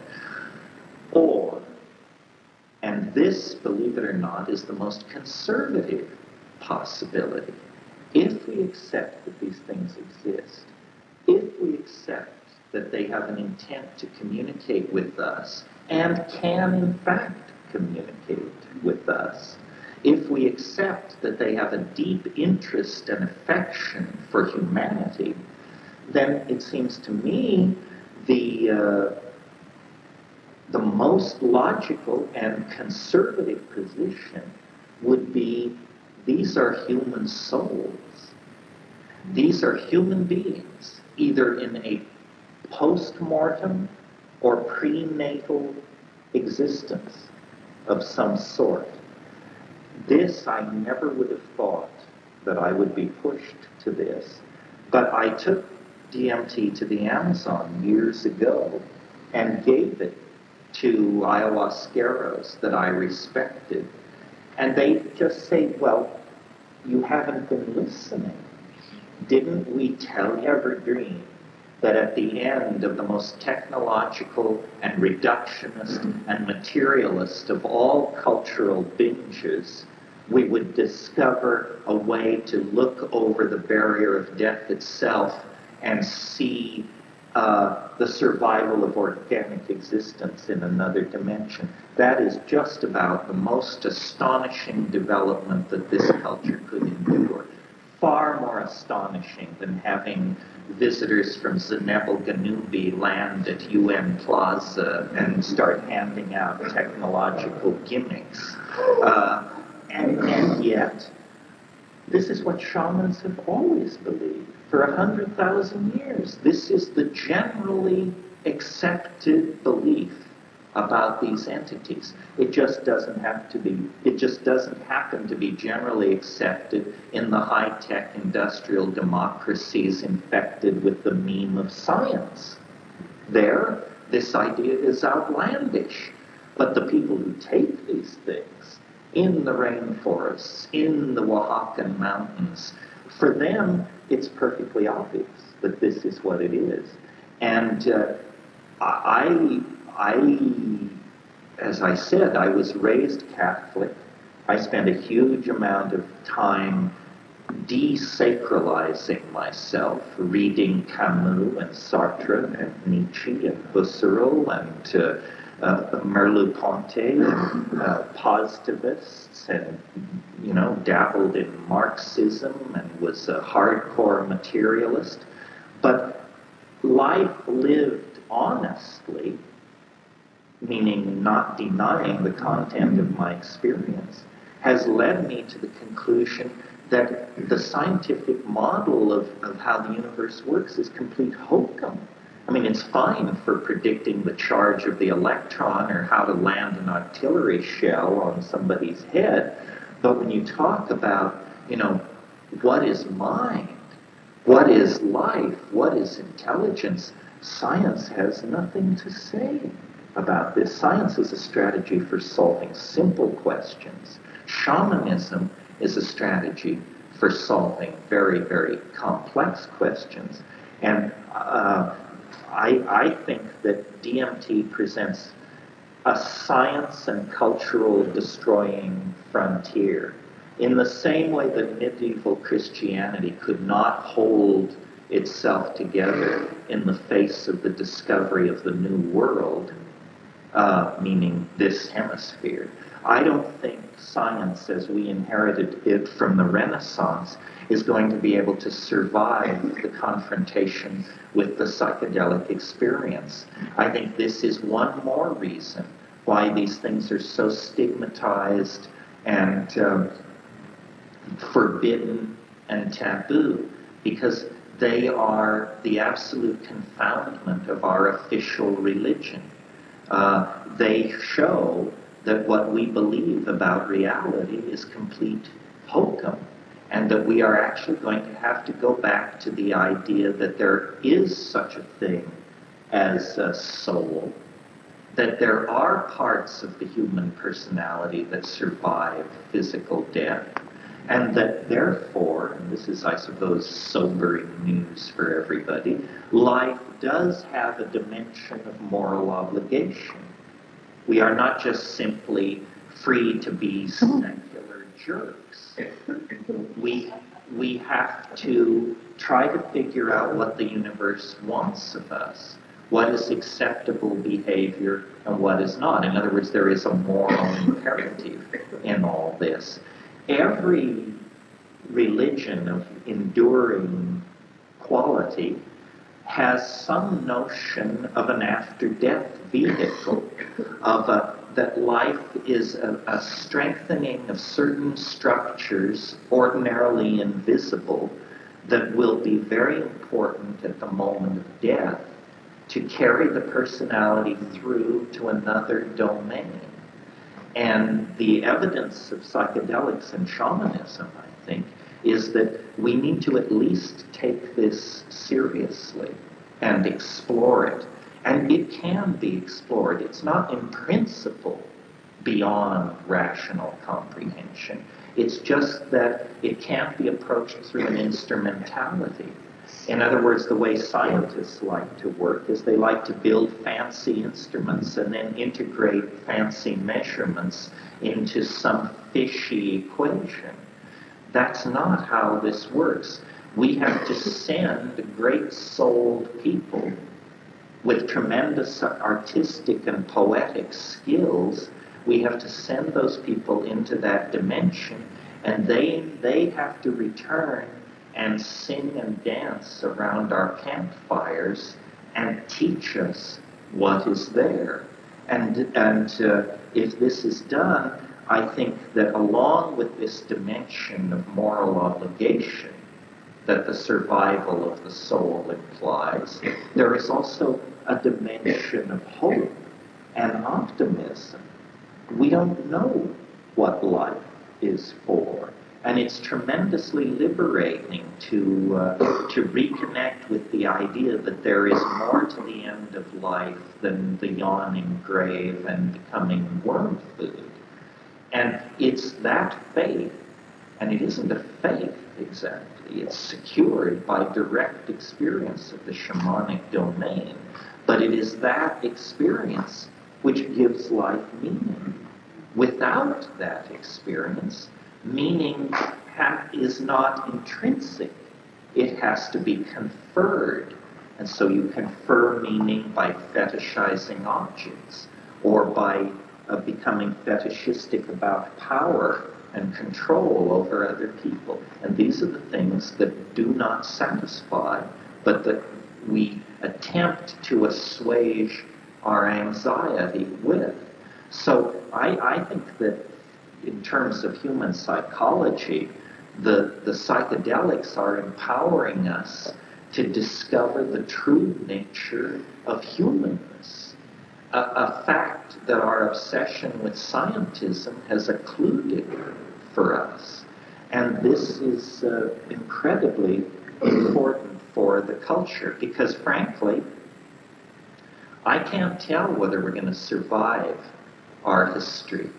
It may be too late. It may be that what appears to be happening is in fact happening, and that we have wrecked the planet, and that we are destined for extinction.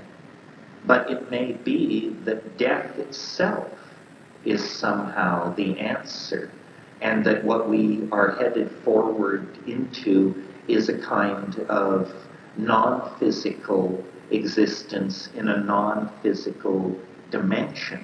I find that sobering. I'm not keen on it, but I'm willing to entertain it because I'm a realist. I know how far down the primrose path toward ruin we've come, and I know how hard it is to change people's minds. So maybe we're just going to continue practicing bad cultural habits until we in fact rob ourselves of any space in 3D in which we can be comfortable. Or perhaps there is a way to avoid that and to dissolve the boundaries between life and death and to become co-simultaneously both spirit and body, both in the physical three-dimensional realm and able to travel and move in these higher and hidden dimensions that the psychedelics reveal. This is what the future will unfold for us. And I think we're very close to the denouement. I believe that the acceleration of historical process that we feel all around us is part of a general law of acceleration that has been in place since the earliest moments that this universe came into existence, and that as the spiral reaches closure, we are going to be carried into a new realm of the spirit, and death and transfiguration may well turn out to be the same thing. Questions? Yes? My interest in the last year and a half with mushrooms and DMT and you has been the exploration of whether this is the death state. It seems that ultimately it's going to be the biggest trip. When I did 5 grams, I got a message that I would have a choice to stay infinitely alive within my imagination, or the other choice was just non-judgmental, just to go to sleep. And the idea of staying awake forever in the imagination biologically had a kind of a tiring feeling to it. But just those two choices. I'm wondering if you, when you go into the, when you're under the influence, do you explore that question in particular? And have you gotten answers about it? No, I do explore that question in particular. Staying alive forever in the human imagination is a very interesting concept. Imagine for a moment that anything was possible. Imagine, for example, that the laws of physics were suddenly replaced with the laws of the imagination. Well, that's a very interesting meditation, because it starts out, at least for me, I think, well, if I could have anything, what would I have? Or what would I like to have if I could have anything? So it begins modestly. I would somehow transfer the Vatican Library to Versailles, and I would live at Versailles and have access to the Vatican Library and all other books and works of art that have ever existed, and I would walk in a garden. But then I start thinking like this, and I say, no, but the question was, what would it be like if it could be anything? Why would you want Versailles? Why would you want the Vatican Library? if you could have anything, and you realize our imagination is completely constrained by the laws of physics, what would we become if we could become anything?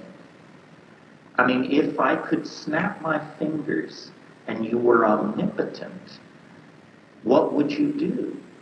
The first thing I would do is I would fly. I would just leap about 300,000 feet in the air and give the cowboy yell. But then you would realize, the entire universe is now your bubble. You can cross the galaxy in the wink of an eye. You can journey back to the Big Bang in the time it takes to think about it. There is no civilization in the history of the cosmos, no work of art, no ecstasy, no experience that is denied you. And I maintain that we would become, within minutes of this transformation, unrecognizable to ourselves, because we are completely defined by our limitations. And so that's what I imagine death is. It's the discovery that you can be, do, see, think, and feel anything. That you have been defocused from the point in space and time where your identity intersected a knot of meat, which is your body.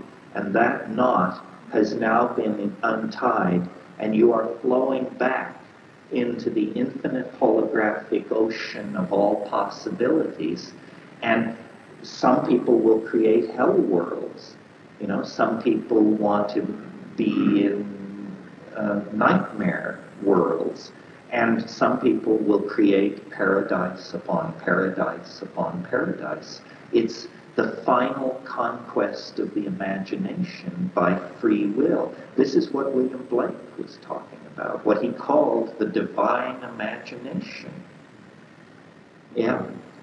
On language, you spoke about language as being a strong building block of this segment of history, of building an evolutionary thing. I saw you in a video, a very psychedelic video, where you used a lot of descriptive words describing this very incredible thing, and then you compressed it into, it's a bird, baby, it's a bird. And that whole thought about how compressing and confusing language is. There's a real paradox there. Yes, language is best used to lie. That's what it's best at, because it's a kind of betrayal. It's an incredible flattening of reality. And I think the example you mentioned was, I was saying, a child lying in a nursery, in a crib, and a bird flies into the room. And for the child, this moving, fluttering thing of light and sound is a miracle that has many, many dimensions to it. But the child's mother then comes into the room and sees what's happening. And she says, "It's a bird. It's a bird, baby, bird." So what happens then is this mysterious, irreducible complex of light and motion is changed into a word. And the word is like a little tile. And that word is affixed over the bird and now covers the bird. And by the time you're 6 years old, you've been handed enough of these small tiles that everywhere you look, it's seamless tiling.